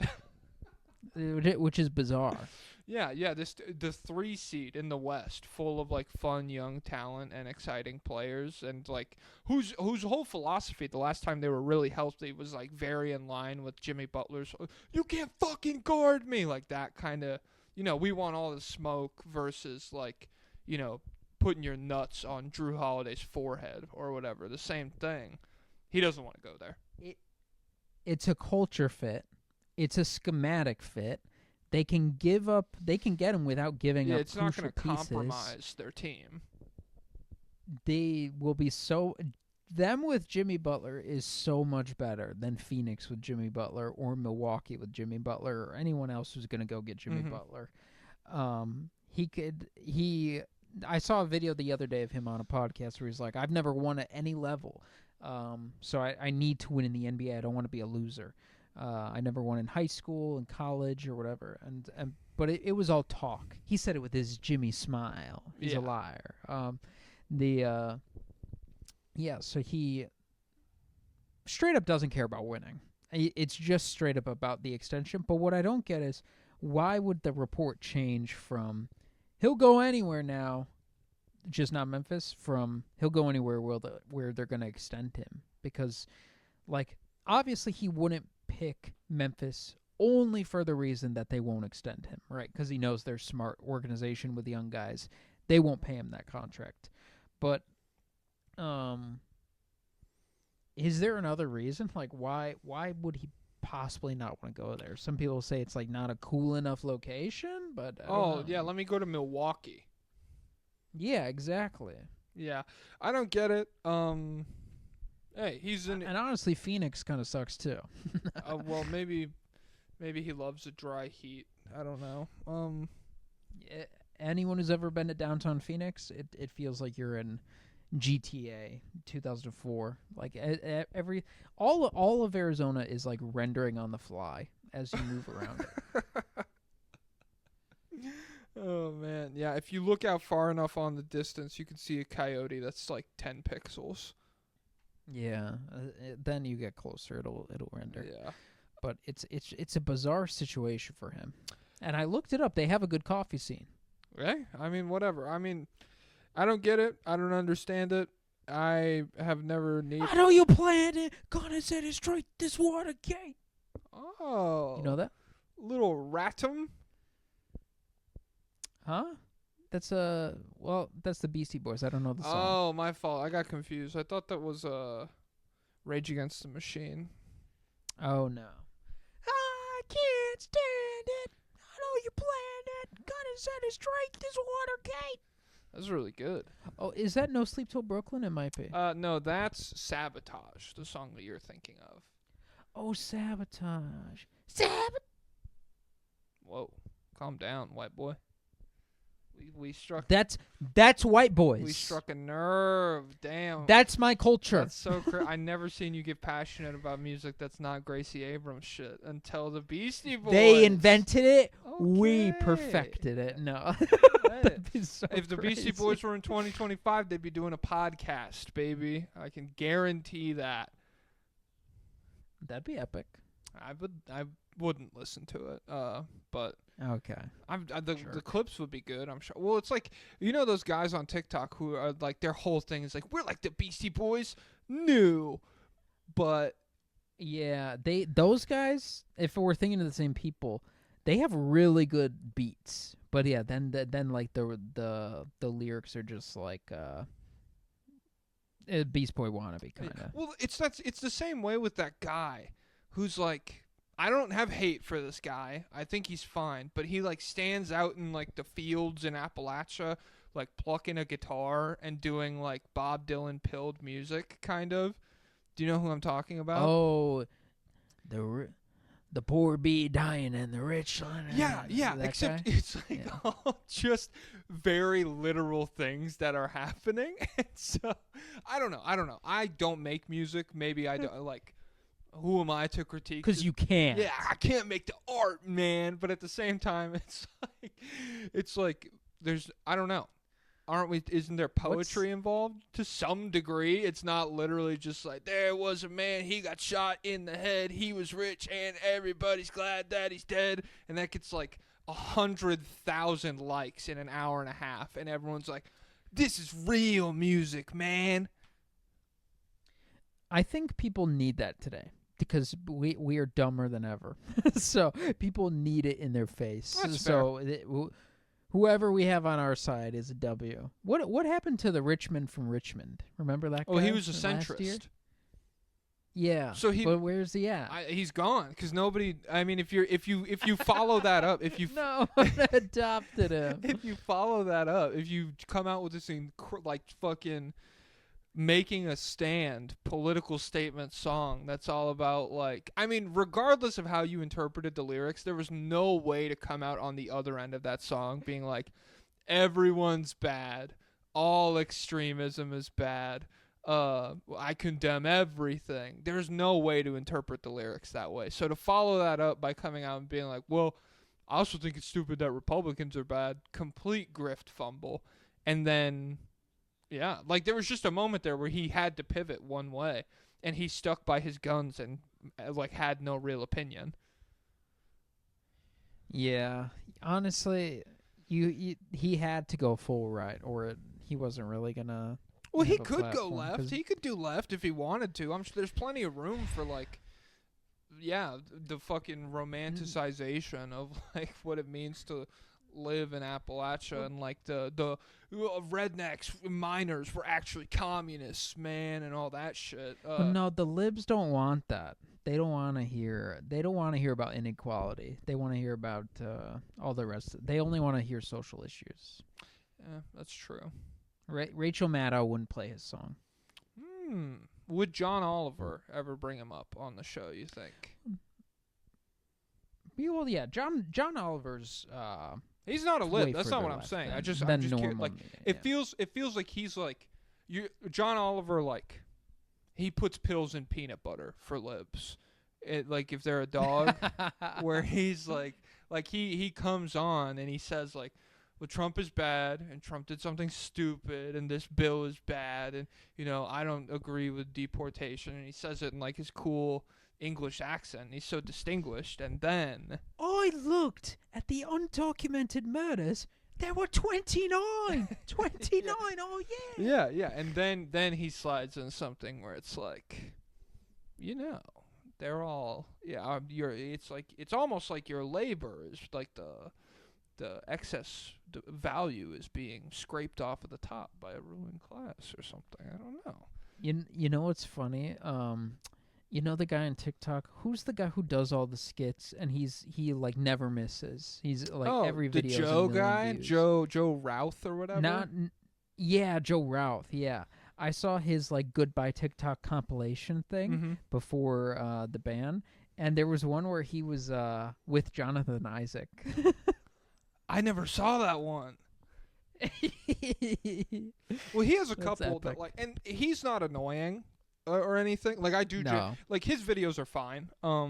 Yeah, but and I bet he could dunk. He looks. He's like ripped, low key. But he looks huge, like 6. I'm assuming he's 6'5". Yeah, well, it's because like also a lot of his shit is about like playing basketball and stuff. So I assume he's a big guy. Yeah. But he does have one every so often that kind of gives it away, where he's like that friend who's not sure about like going to church or something, and then it's that's awesome. Yeah, and I'd like to think he's just religion guy, like nothing, like dude perfect. Yeah. And I don't have a problem with that. Oh shit, I'm out of focus. This has never happened with this computer before, or with this. I got a new camcorder a while back. Am I just blurry now? I guess so. What? Well, it's because we're speaking too much about Jesus Christ and not the real Lord and Savior. Who's of that? Miami. Khalil Ware. Fuck. Okay. God, he's so good. Dude, 25-8 against San Antonio and Wemby. 20-15 against Portland. 22-10 against Milwaukee. Why would Jimmy want out when he has a new superstar teammate? I don't know, dude. It really is insane how fun of a season this would be for the Heat if Bam didn't suck ass and Jimmy wasn't throwing a fit. Because Tyler Hero has been like a genuine all-star level guy, and Khalil Ware is like it's the first time in forever that Heat fans have been like, "Yep, we killed the draft. Yep, we got our We guy. have a guy over 7 foot who's good. This guy fucking rocks." And then it actually is true. He's incredible. Like, he is. I mean, the last 3 games: 22 points, 11 rebounds, 2 blocks, 61% true shooting, ton of really impressive stuff when you watch him. Yeah, some wow plays. Yeah, where he kind of is lively pilled to a certain degree, where just like super good athletic big that's very aware of where he needs to be on the floor to like get easy baskets and like set others up to throw him lobs and shit. Really good at running the pick and roll, really good like baseline cutter. Only had 2 assists in these games. I felt like both of them were pretty advanced though, where like a cutter moved after he caught it in the paint and he found them. I'm not gonna say like maybe passing hub potential, but it was cool when it happened and everything. And then also obviously super confident 3-point shooter right now. Over these 3 games he was like 5 of 18, but that brought him Ben Pfeiffer philosophy. Volume is king. Volume is king, baby. Yeah. So 5 of 18 from 3 in these games. That brought him down to 37% on the year on like 2 attempts. But I mean, yeah, like if you're Miami and this is just kind of devolving into fuck it, like we got to figure out how to win games with Bam playing bad and Jimmy leaving, or us navigating the Jimmy thing. It's a very good silver lining that you just have all these opportunities to throw at this guy. I would like to just call Miami's front office and just ask for fun to see what they say. To say, hey, what would it take to get Khalil right now? They'd be like, call your governor. We need 10% of the state's revenue. Okay, all the parking meters in your city, you're gonna fork over all of the revenue to us for the next 10 years. Yeah. Send your wife over. Yep. Your marriage is done. What's that called when the king can have sex with your wife on your wedding night? Oh, Prima nocta? Is that what it is? That might be. That sounds right. Maybe. I don't know. Okay. Well, whatever. People in England, let us know. We've got some patrons. We got some. They deal with that. £4.50. We've got some £4.50 blokes in the chat. So let us know. Robbie Williams, let us know, bruv. This is so fucking cheap. This disgusting American dollar. This costs nothing. With my quid is worth 10 times. It's $4.50 nothing. Oh man! And then in Canada, it's like, oh geez, this $8.50. Oh sure, oh sure. I guess I'll pay it. Hey, that's going up, buddy. Yeah. Canadian tariffs, February 1st. Oh shoot, I gotta write that in my notes. What?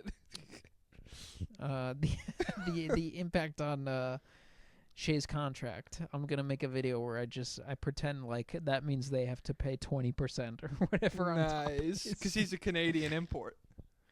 Yeah, and Lou Dort and Zach Edey. Crap. Mm-hmm. And that you could probably spin that into like a size thing as well. You're importing more players, so it'll probably. Yeah. Oh no, per weight. Yeah. Okay, that's really all I had. I mean, Khalil Ware, guys. Go watch the fucking film. There are flaws. Obviously, he can't dribble. No, there's not. Kill yourself if you think there's flaws. Okay. Okay. I'm a Heat fan. Kill yourself. He can't dribble, and in the Wemby, like he out-meted Wemby, quote unquote. So this really puts you in a pickle if you're a Heat fan, but Wemby's also the GOAT. How do you feel about that performance? They said they did. I saw a tweet before I deleted Twitter, which everyone should do. Well, not you. You need it for Well, to message I platform our us. podcast guests. Yeah, like yeah. Well, you need to stay on there for The business. one So you got to way absorb. this podcast does advertising is my Twitter handle. Oh, the top comment on the last episode was like, "Just found out you guys did. You guys should promote this advertise more." Promote I'm more. like, Oh man, I posted a clip, guys. It got 4,000 views. it's so hard. It's no one fucks with our stuff. I don't know what to do. We don't have motion. But yeah, someone did the tweet where they're like, and I'm not a car guy, so I won't get it right. 450 Phantom looks like a Benz until a Benz pulls up or whatever. Mhm. Yeah. And it was, so it's fun to joke about him being better than Wemby, but he's not better than Wemby. Yeah. Well, So. the only thing I wrote down is in that And he game, never will be. he shot like 9 of 15 from 2 in that game, and I'm pretty sure all like 6 misses, or probably like 4 or 5 of the 6 were him missing a layup because Wemby had a really good contest, grabs the offensive rebound, thinks about it. He's like, goes back up with it. He's like, I can get him this time. And just like the Andre Drummond offensive rebound cycle, but it just never quite goes down. So, yeah. I was looking through the All NBA teams of the past. I didn't realize Andre Drummond made All NBA third team. Yeah. At some point. That's the best rebounder in the league. How can anybody complain about the NBA today? It's so absolutely nuts. And that's the thing, is like people throw a fit about DeAndre Jordan first team. That's one thing, because not a versatile guy, very fun and very good at his peak. The Andre Drummond third team is fucking crazy. I think they're both. I honestly think scaling it to first team, I think it's as ridiculous. I don't know. Like they won how, a million games. where- He was an incredible defensive anchor, and he was sick as fuck. Like, to me, he's pretty good. oh my god, Jesus He wasn't Christ. that good. You have Blake Griffin be your fucking front court partner. We'll see how you anchor the defense. Oh god, like where would he rank today, centers wise? Better than Bam. Truth. I guess nuke. right now, Truth maybe. Nuke, baby. Yeah.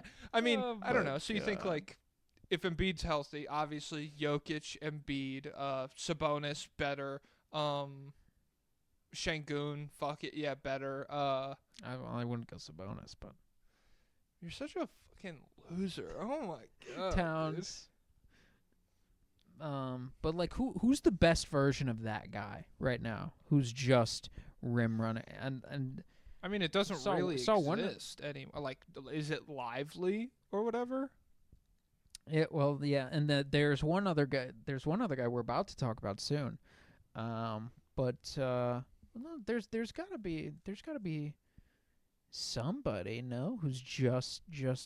I mean, suppose it was what? no, because Bam's a little tiny. Bam's also been and doing he like obviously does more Bam- on ball. Bam is like if DeAndre Jordan was DeAndre Jordan for the first like 3 years of his career, and then year by year he was like, well, let me start taking more mid-range jumpers. Like, how much better is prime DeAndre Jordan than Goga? Handily. I don't know. Well, I mean, it's just the I'm a fact that hater. like he is a lob. And to be fair, like you and I are higher on Goga than the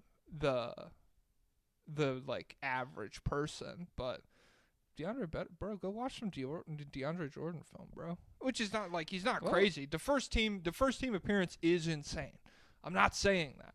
I remember he had the highest field goal percentage in NBA history for a while. To me, that is such a let's- much more worthwhile thing for a voter to look at and be like, oh, than Andre Drummond averaging 15 points or 15 rebounds, and like them like, oh well, he's got to make third team if he's doing that. Oh, so the year before he made first team, he was NBA third team. Yeah, Yeah, he was 12 and 15, and then 13 and 14. and even and that, like 2 blocks a game. like obviously, the run of like Jokic, Embiid, Towns, or whoever, better at just a different tier of basketball player. I'm just saying, when I see people act like DeAndre Jordan wasn't good, I don't know. I don't like that. He was good, but I wouldn't want to pay him more than 30 mil. Hey! You want to talk about people getting paid more than 30 mil? Let's look at who's P. Clint Capella. Don't at me. Okay, I guess we'll never. I mean, Jesus Christ, I'm not gonna die on this fucking hill. I don't care. The Bulls 1-3 and DeAndre Muncher. the Bull. I'm platforming the Bulls. No. Yeah, the Bulls 1-3 in their last 4. Beat the Clippers. God, Lost to he's the better than Blazers, Vooch. the Hornets, and the Warriors. The Clippers. That's a pretty good win for your Windy City for the Chicago Bulls. How do you feel about that? I didn't see it. Me neither. I got a report today. Zach LaVine wants to stay.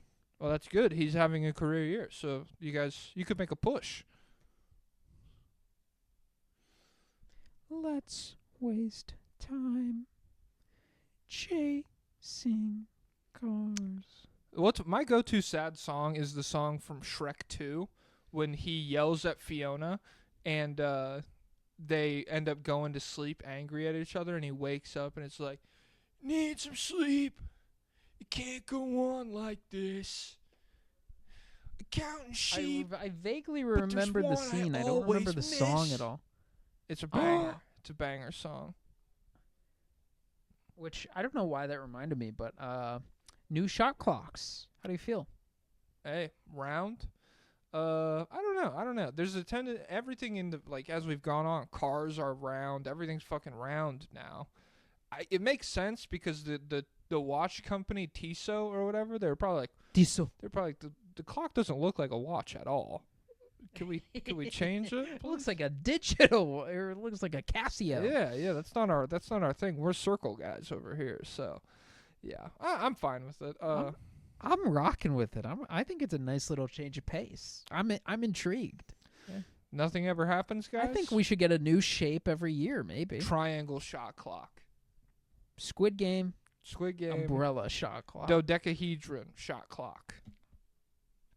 Yo. Bulls. I don't have shit written down. Let's keep it pushing. Screw him. Get him out of my face. Timestamp. Vooch might be better than Wendell again. Who cares? The 76ers. Not me. 0-4. That's for 0-4. damn sure. 0-4. 76ers. 0-4 their last 4. Lost to the Nuggets. We own them literally. Lost to the Bucks, the Pacers, and the Knicks. Middle of a 7-game losing streak. It was really funny to see. It's a dead rivalry. Jokic and Embiid. And you can argue back when Embiid was playing who was better or whatever, blah, blah, blah, blah. Obviously, right now, the health, it's just taking too big of a hit. But it was very funny to see there was 20% of my timeline that was Embiid's ducking Jokic again. Embiid won't play in Denver. What a loser. And Embiid is Fraud watch. I mean, he's got rockets on his shoes to hover around because he can't move his lower body at all. They're wheeling him around in the Hannibal Lecter straight jacket thing just because his whole body is a cast. So yeah, I don't know. Victory lapping on that guy, it feels a little hollow to me. I wouldn't really do that. So yeah, they're done for. We just crossed the 1-year anniversary of when he scored 70 against my GOAT when he wasn't even the GOAT yet. He was still new Baby to the goat. NBA. It wasn't even half a season. A kid, in. if you so will. not canon. Also, he dropped 30 in that game too, didn't he? Well, that's nearly half of what Embiid had. But so do they have their own pick? Oh, they don't. Wait, It goes to OKC unless it's top 6. Oh, okay. So if it is top 6, they keep it. Yeah, but I don't think they're gonna bottom out.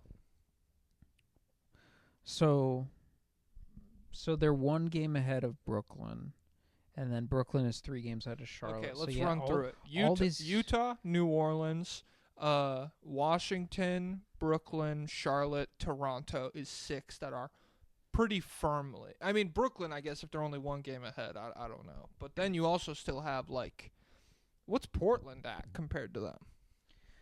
They have one more win at 16. Okay. And the Bulls, oh god. So the if Bulls they could if they never catch these wanted guys, if we keep everyone. if they wanted to bottom out, they could. I just don't like. What even happens? You just gave Paul George $160 million. It's Joel. Like, are we done? Is it completely over? Is this a retool for the real final run, one last dance? I just don't know. So I think you have to bottom out as much as possible. I would just straight up be like, Paul George, stay home. You're injured all Paul the time. George, play as much as you can. get some reps, get some practice in, get the rust out of the way for PG. next You year. got the green light, man. Just go. Yeah. We're paying you to lead us. That's why we gave you this huge contract to be the number one guy. To show Kawhi it was you who was the real success. Hell yeah. I think you have to bottom out as much as humanly possible. I'm shamelessly tanking. I'm pulling Gershon's visa. I'm whatever else I gotta do. I'm hitting Kelly Oubre with the car again. And I'm just gonna bottom out and get somebody good, because you were in talent acquisition mode. You got luck, and then maybe you can regroup next year and be like here, let's run a tankathon simulation right now. All right, let's do it. And where first one where they keep their pick. Okay. They didn't keep the pick. Okay. They didn't keep the pick. Okay. Run it again. They didn't keep the pick. Okay. Run it again. Okay. All right. They get the fourth pick. All they right. get the fourth pick. Okay. Igor. So Demon. and then let's say, well, he's kind of washed. Fuck. Yeah. So let's say they got Ace Bailey. All right. No, I don't know. Paul I don't know. George. They There's got no two Paul Georges now. Yeah, it's so funny. I saw people in the Charlotte subreddit. They're like, "We need Ace Bailey." I'm like, "Come on, No, you guys. don't. You need another. No one- You need another shooter. You need another shooter." Which Ace Bailey is playing well lately, Mm-hmm. and shooting Bryce Sensabaugh numbers from mid range. Season's not over, so I won't panic yet. But he could be a historically great mid range shooting prospect. In addition to being big and playing They defense, act like he two doesn't legends have cannot coexist. Well. Asexual. That could be his Oh. his fans' nicknames. The A spectrum. I don't feel anything. Oh, that'd be such a mean tag to Yeah. give. like he scores 30. If he's an empty stats guy, like Mhm. the asexuals, I don't feel anything when I Wow. see this guy play. But like let's say they did a draft Ace Bailey. I think He has a asexuals great- probably he has a feel stuff. I don't know. I just started thinking about that. Sorry to all of our asexual followers. We know you feel things. Well, they don't feel sexual urges, but I'm sure they feel they feel enticement during conclave, during the climaxes. Oh of, my of intersect. Oh, conclave. I don't want to spoil it. Never mind. What is Brandon Miller? He had We'll get to him in a second. So, oh yeah, rest in peace. His rookie He year, died. 17 points a game, 4 rebounds, 2 assists, 37% on 6 attempts per game. So let's step into this wacky fantasy world with me. Step into the demon zone.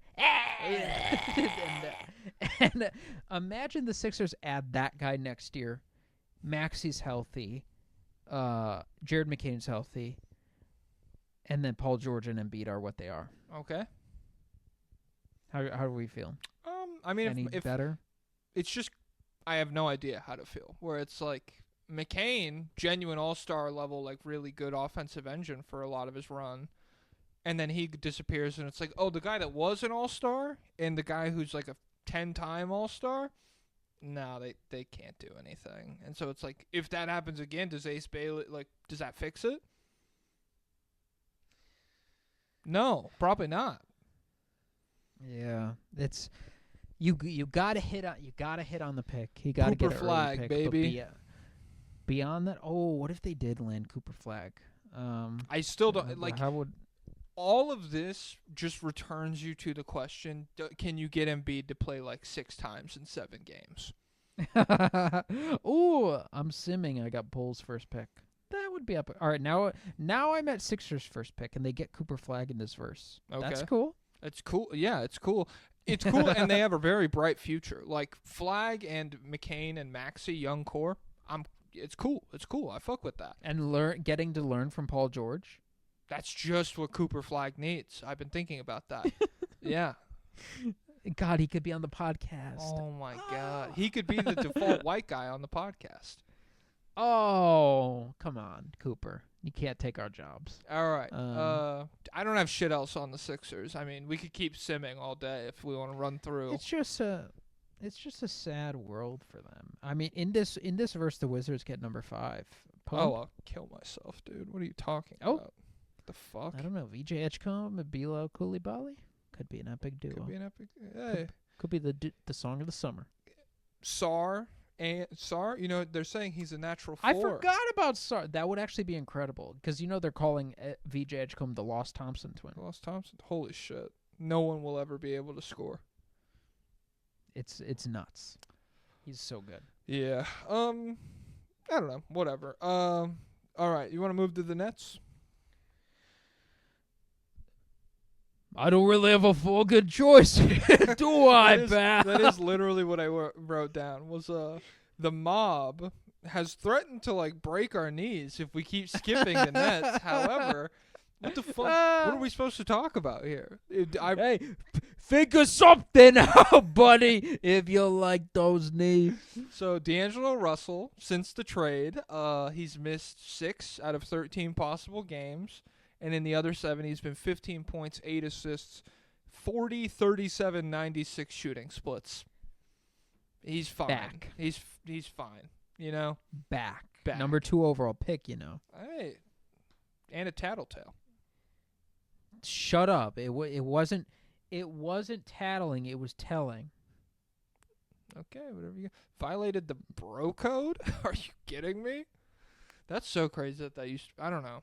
If you ever say the words bro code to me in real life, I'll look at you differently for the rest of the time I know you. Then I also wrote down Day'Ron Sharp.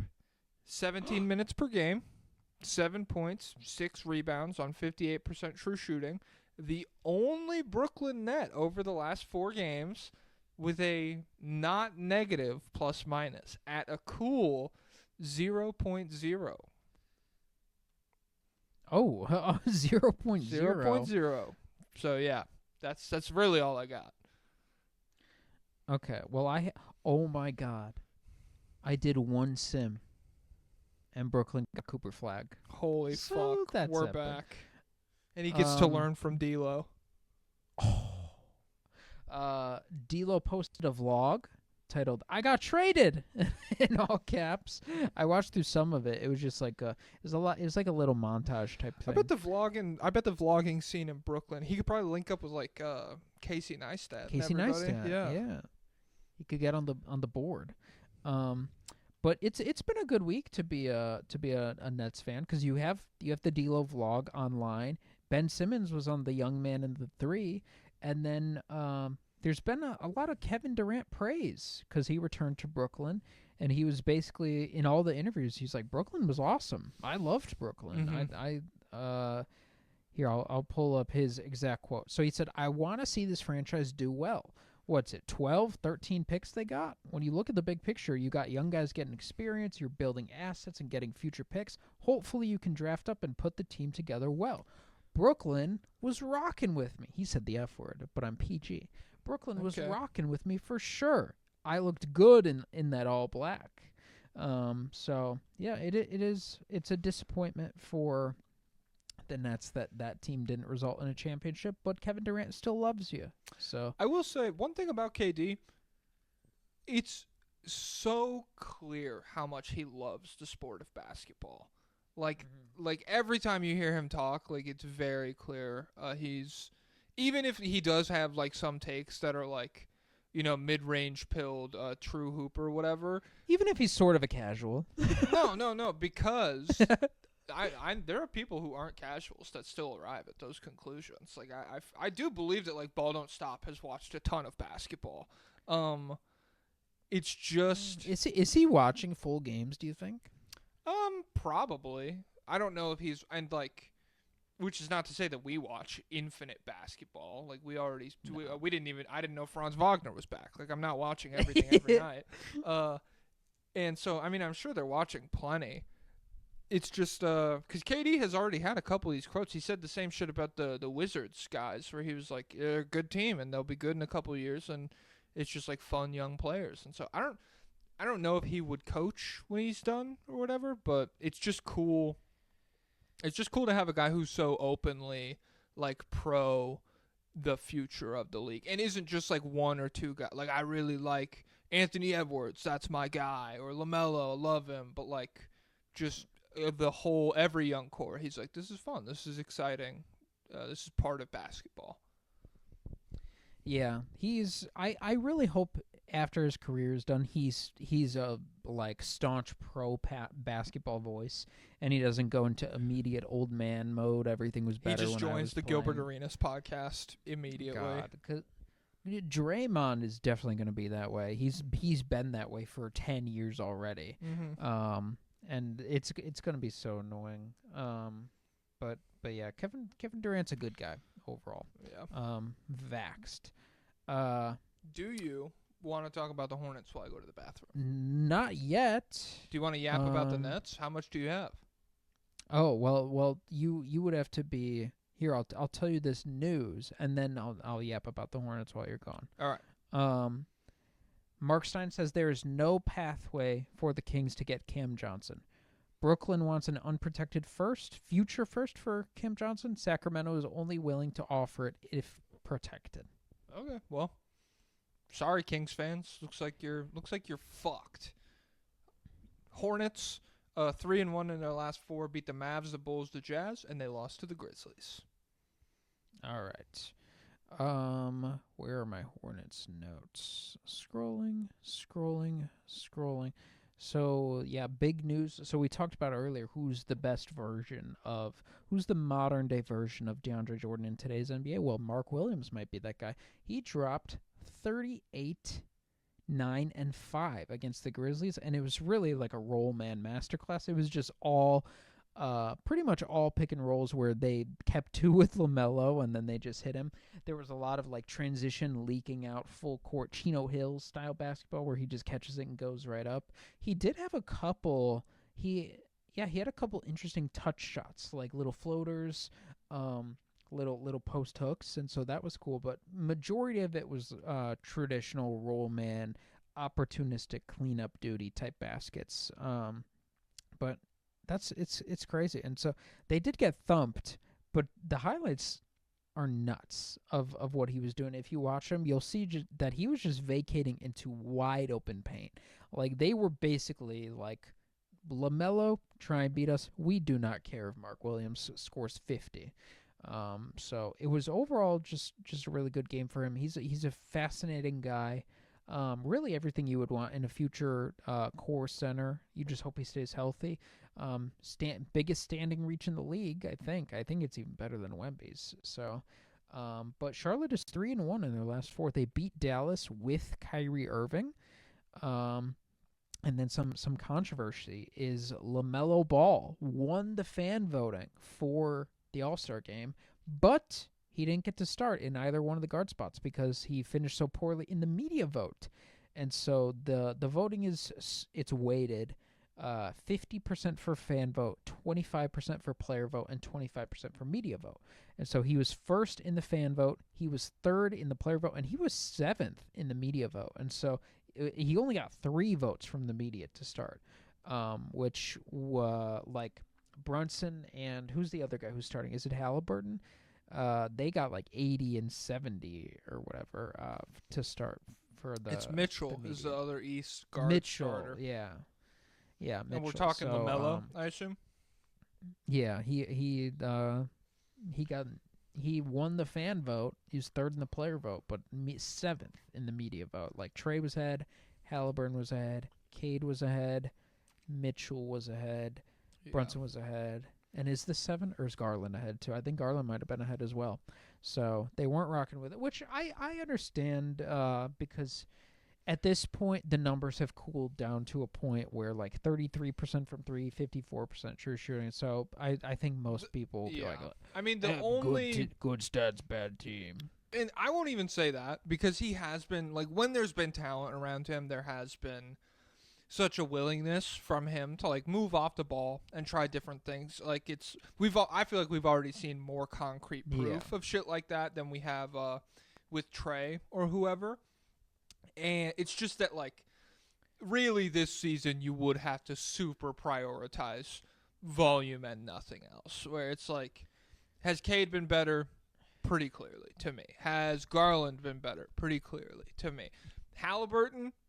I mean, you're talking like first half of the season versus second half of the season. Halliburton's been playing really well lately. LaMelo, especially since coming back from that injury, not been playing. Like, he hasn't been cooking the same way. And so, yeah, especially when you contextualize that with them being all the way down here in the standings.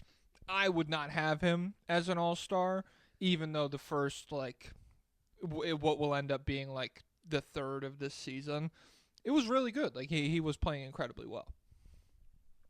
Yeah, he's just playing this necessity ball. Like, even if let's say if he were to be efficient this year, it would just result, like, there's no way he could score as much as he is. It would drastically lower his output in assists and score. It would just mean he was doing nothing because it would be shots from like there's Cody Williams or whoever.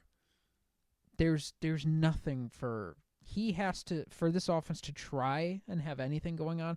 He's got to be doing crazy stuff. So unless Mark Williams has 30. Yeah, that's what I was talking about. He's the modern day DeAndre Jordan. That's actually a pretty good comp. Did you see him?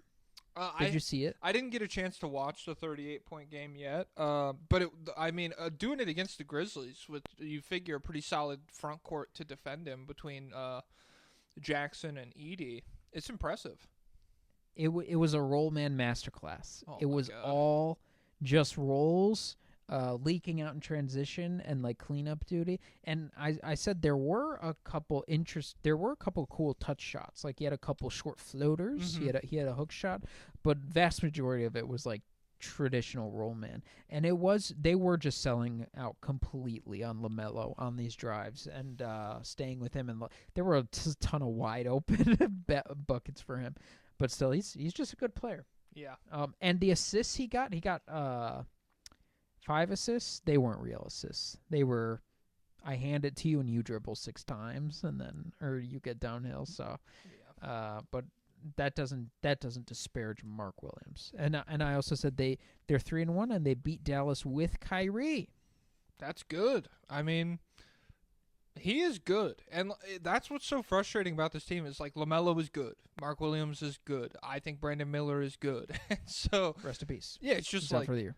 Yeah, wrist surgery to end the season. I don't know if you said that already, but yeah, they're all good. And there's like Miles Bridges, bad. Straight up bad. Not like ignoring the evil, bad at basketball. And so bad guy, bad player. Yes. So yeah, it's frustrating because they're never healthy. And if they could get on the same page, if they could get healthy, great team? No. Good team? Probably not. Solid team, exciting young team. Yeah, that's fine. They're a team, when I'm watching VJ Edgecombe, I'm like, ooh, this could be a pretty sick fit. Because he's like a big he's raw offensively. How tall is he? But he's 6'5". Okay. 6'11" wingspan, I believe. Big time freak athlete. Insane defender right now, like major block and steal rates. He's just constantly making things happen, and then shooting with decent volume. And so he's a very interesting guy. And so when I look at this Hornets team, I still think you need a rim pressure guy, which I would have taken Scoot for them, and it wouldn't have worked out. So you could say, screw you, I'm not listening to you, and I'll say, you know what, you're valid. But yeah, I think we're not too far away. We're pretty far, but it could be worse. Like, we're closer than Portland, probably, right? Probably, yeah. But I mean, if that's the bar, What oh man, you beat us. They just destroyed Paulo and Franz. Hey, yeah, I guess so. So, what does that tell you? Nothing. You want to do Raptors? I have some shit on the Raptors. They've been kind of playing frisky. Take that for data. Take that for data. It's so crazy that you don't like the line. How about them apples? How do you like them apples? But you're gonna quote "take that for data" at me. It's the same thing. I don't know what else to tell you. No, it's not, because my grandma has never said take that for data. No one's ever said take that for data. I've said it, and you just said it. Whatever, man. Well, we're cool and hip. If someone saw us walking in downtown Denver, we wouldn't be out of place. That's true. If A someone, lot of Denver slander on my timeline lately. They say it's an ugly city. it could. I would have no idea. I've never been. You know, it's the Devil's Airport. I did know that. Yeah, I'm not that interested. It's Do you just think you'll ever go before Jokic is done to a game there? maybe. I don't know. I just have. I would be making the trip solely for that purpose, and so it's cool. Like I would love to do hiking there or something. Maybe I just wouldn't want to go while it's like the middle of winter because I don't ski, and I don't smoke weed, and I don't know what else there is to do there. It is the most shocking thing ever that you're not actively living in Denver. Like, just being the Jokic guy online and then looking like you do, like you would have to live in Denver. I would hate I would get recognized so much. I feel like if I lived in Denver, Yeah. I would not like that. Yeah, that'd be crazy. Okay, the Raptors. I think Theo Ash lives in Denver. He does, because when he moved, he reached out to me, and he was like, dude, and I was like, no.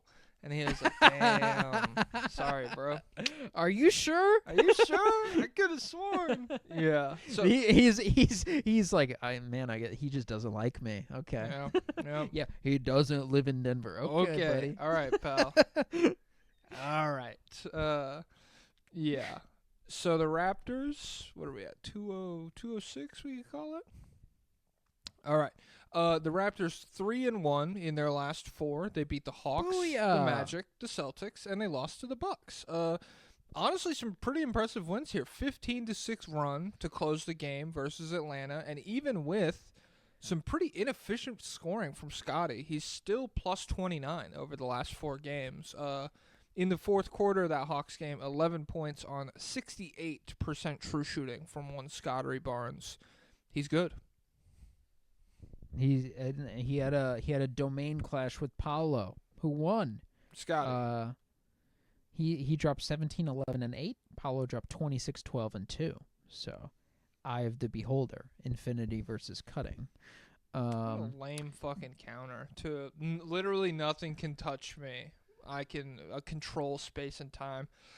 Yeah, I kind of cut stuff. So I usually cut, like I send my cuts out. But what if I send my cut out not right here, but over there?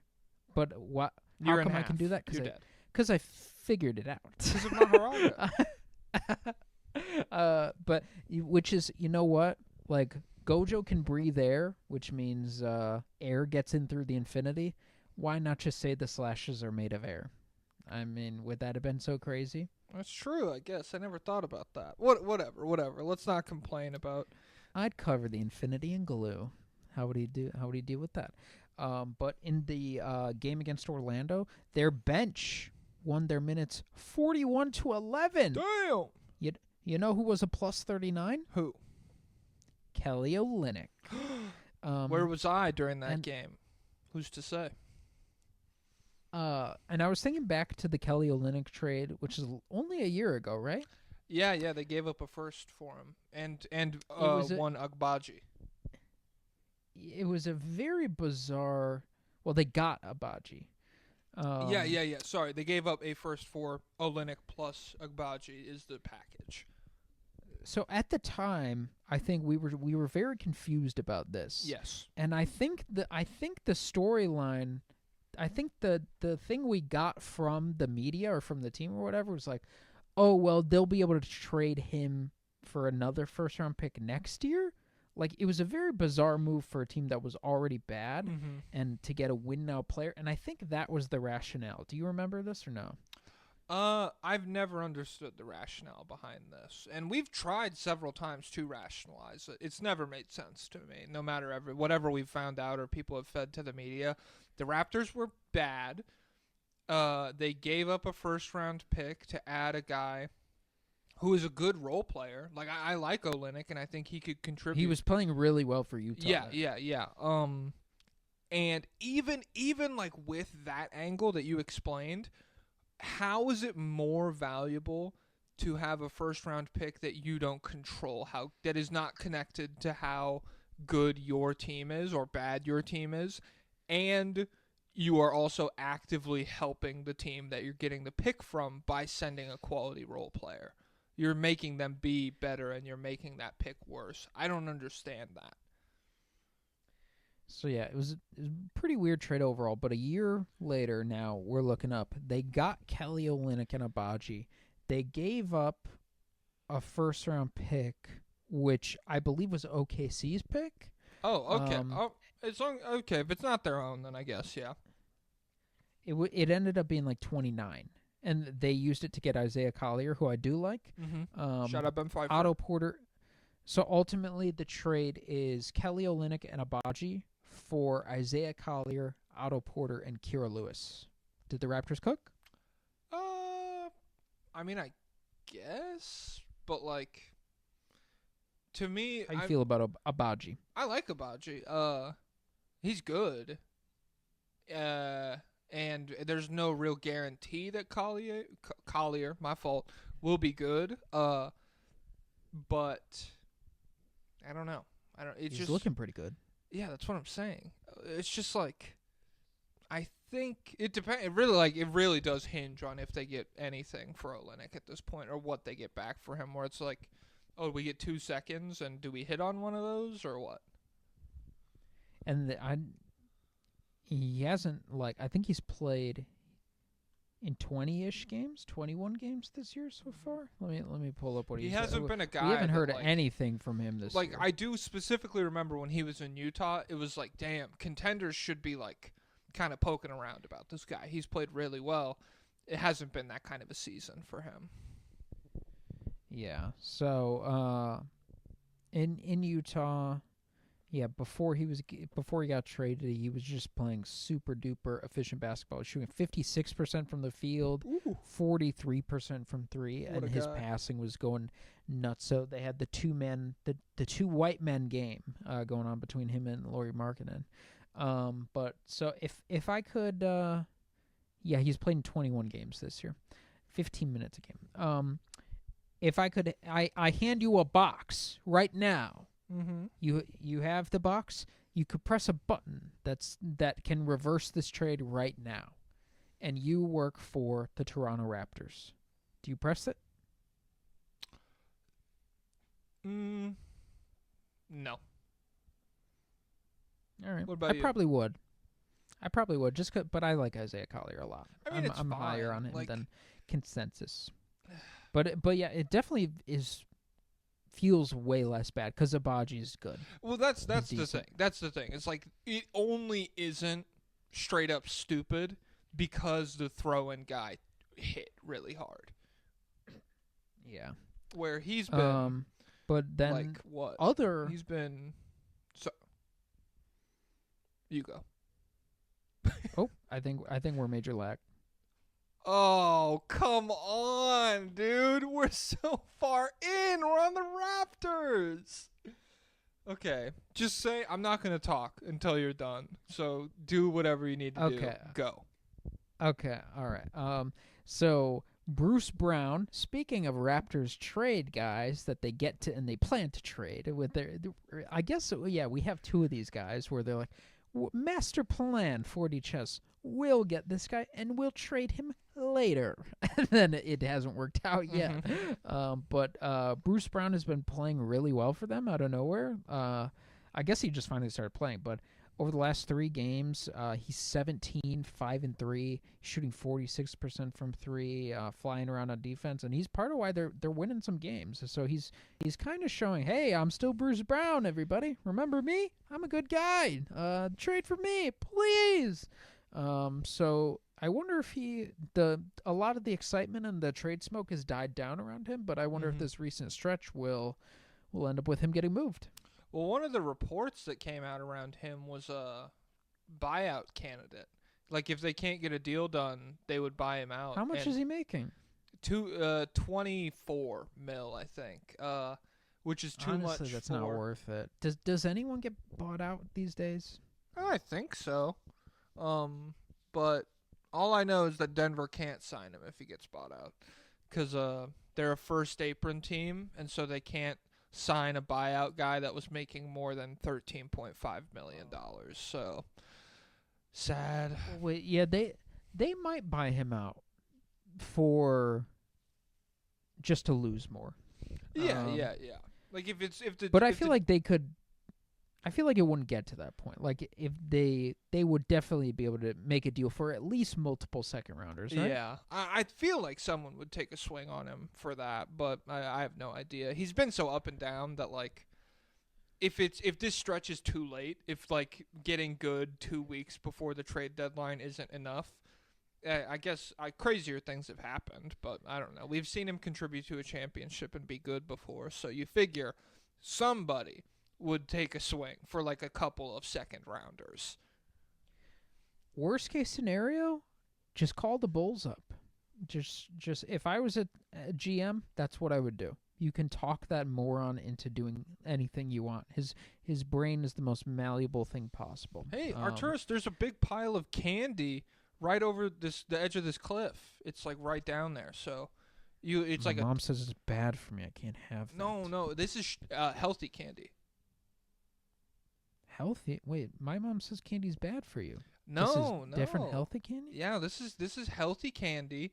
And But it doesn't taste as good as the unhealthy bad candy. It tastes better. It's just a few feet over the edge of this cliff. So you should just, if you walk right over it, and it's right there, it'll be so fun. And a bunch of Nerf guns. Maybe. All right, I'll go, but I'm gonna go I'm gonna go let my mom know first, and I'm gonna ask her just to make sure that this is okay. Okay. Okay. I don't want to be predatory. Well, no. Then you say no. Your mom's over there. She's your mom. She's under the kid. Jump off the cliff. She's down there. Okay. Okay. Your mom wants to have a Nerf fight with you right now. She does. Yeah. What a caveman. RJ Barrett stock. It's back. He's back. Jamie Lannister. 20 points, 7 rebounds, 6 assists. Oh, this was fun. I've never seen someone in the 50-50-50 club before, but he is. Last 4 games, 56% from the field, 50% from 3, 53% from the line. Someone else has been there before. Crap, I'm not going to be able to remember. Oh, well.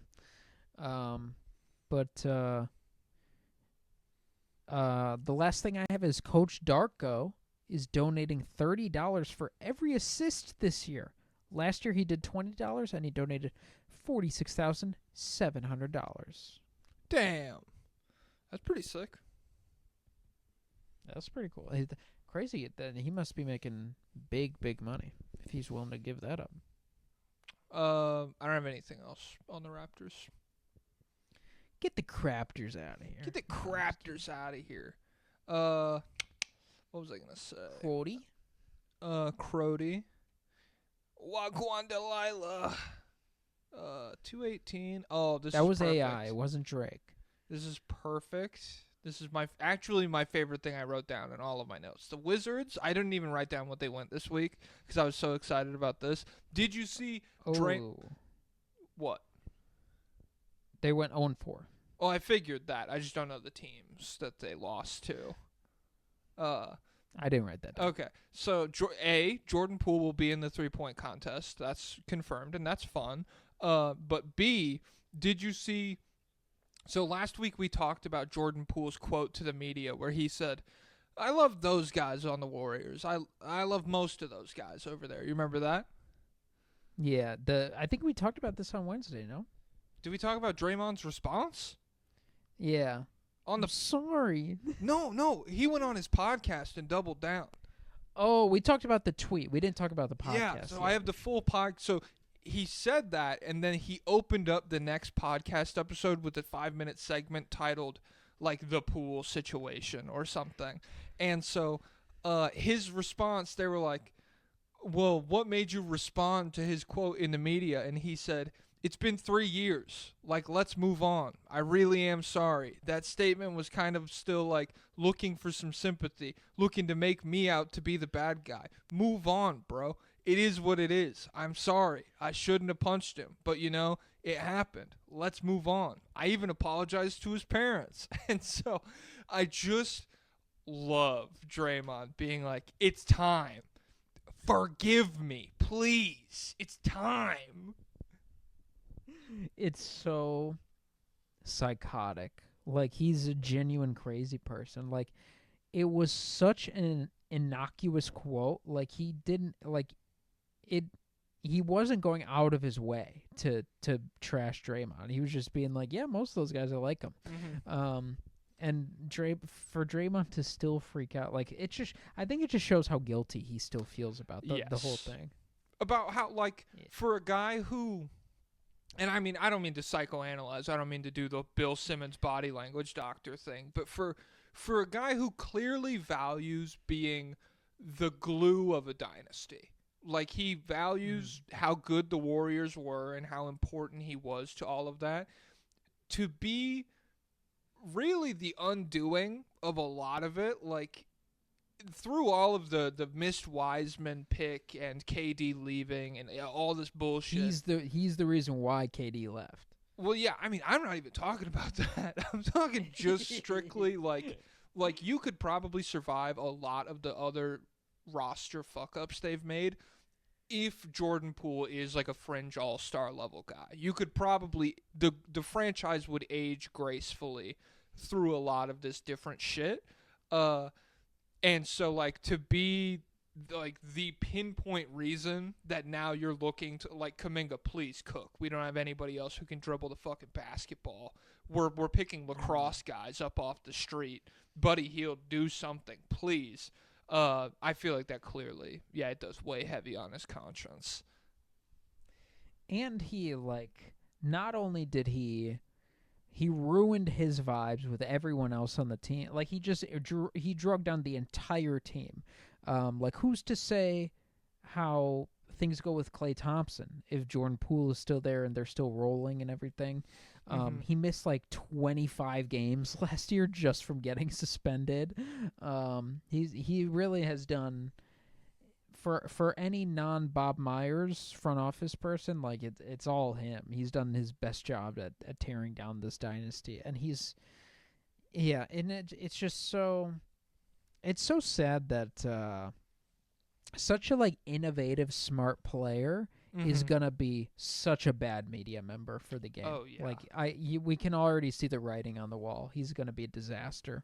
Like the way Shaq is with other big men, I could see Draymond doing that with, like, it won't just be limited to, like, the next great center that hasn't won a championship or is always, like, doing silly things. It will just be any player that, like, he doesn't like. He will just be like, this guy's a fucking loser. Yeah, and it'll be interesting. I wonder how he'll mythologize himself, like, 10 years after he retires. Like, will he tell us, like, it just wasn't my job to shoot?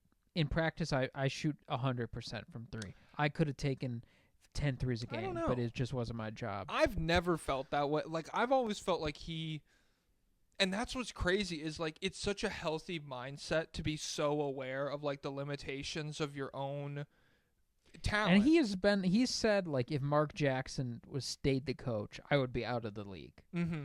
And so, yeah, like, that's what I mean. Like, he's very aware of, like, he's not going to cross you up and dunk on you. He doesn't have a deep bag. There are things he really excels at. And he's a generational defender. He's one of the best defenders of all time.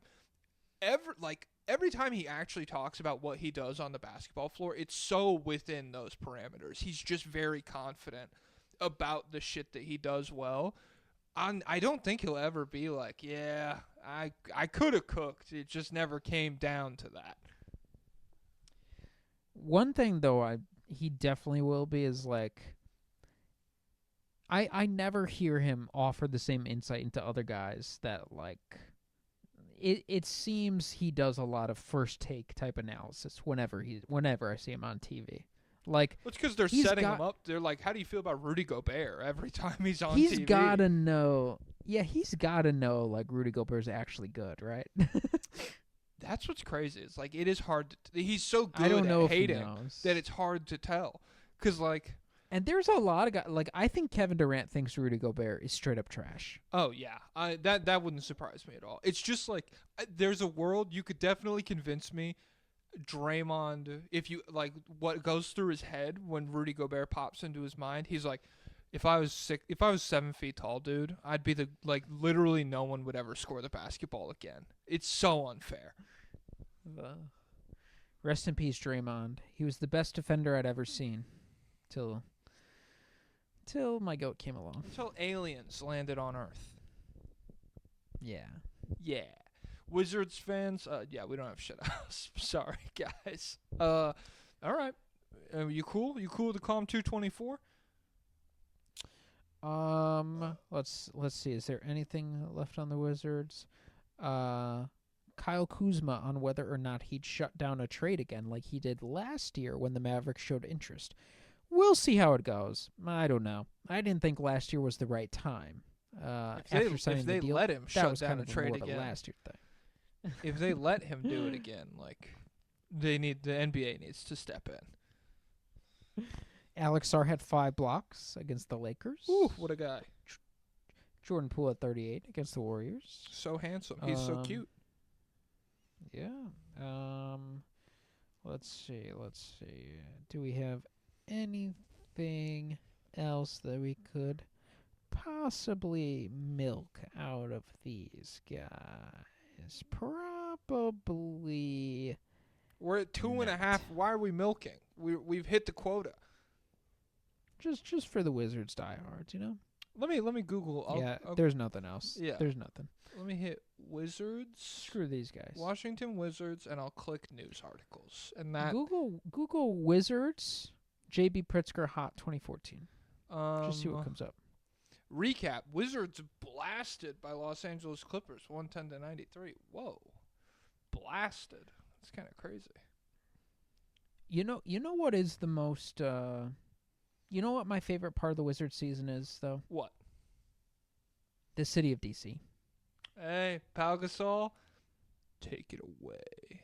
My favorite part of the outro is the stage where Pau Gasol's singing. Lay down a list of what is wrong, things you told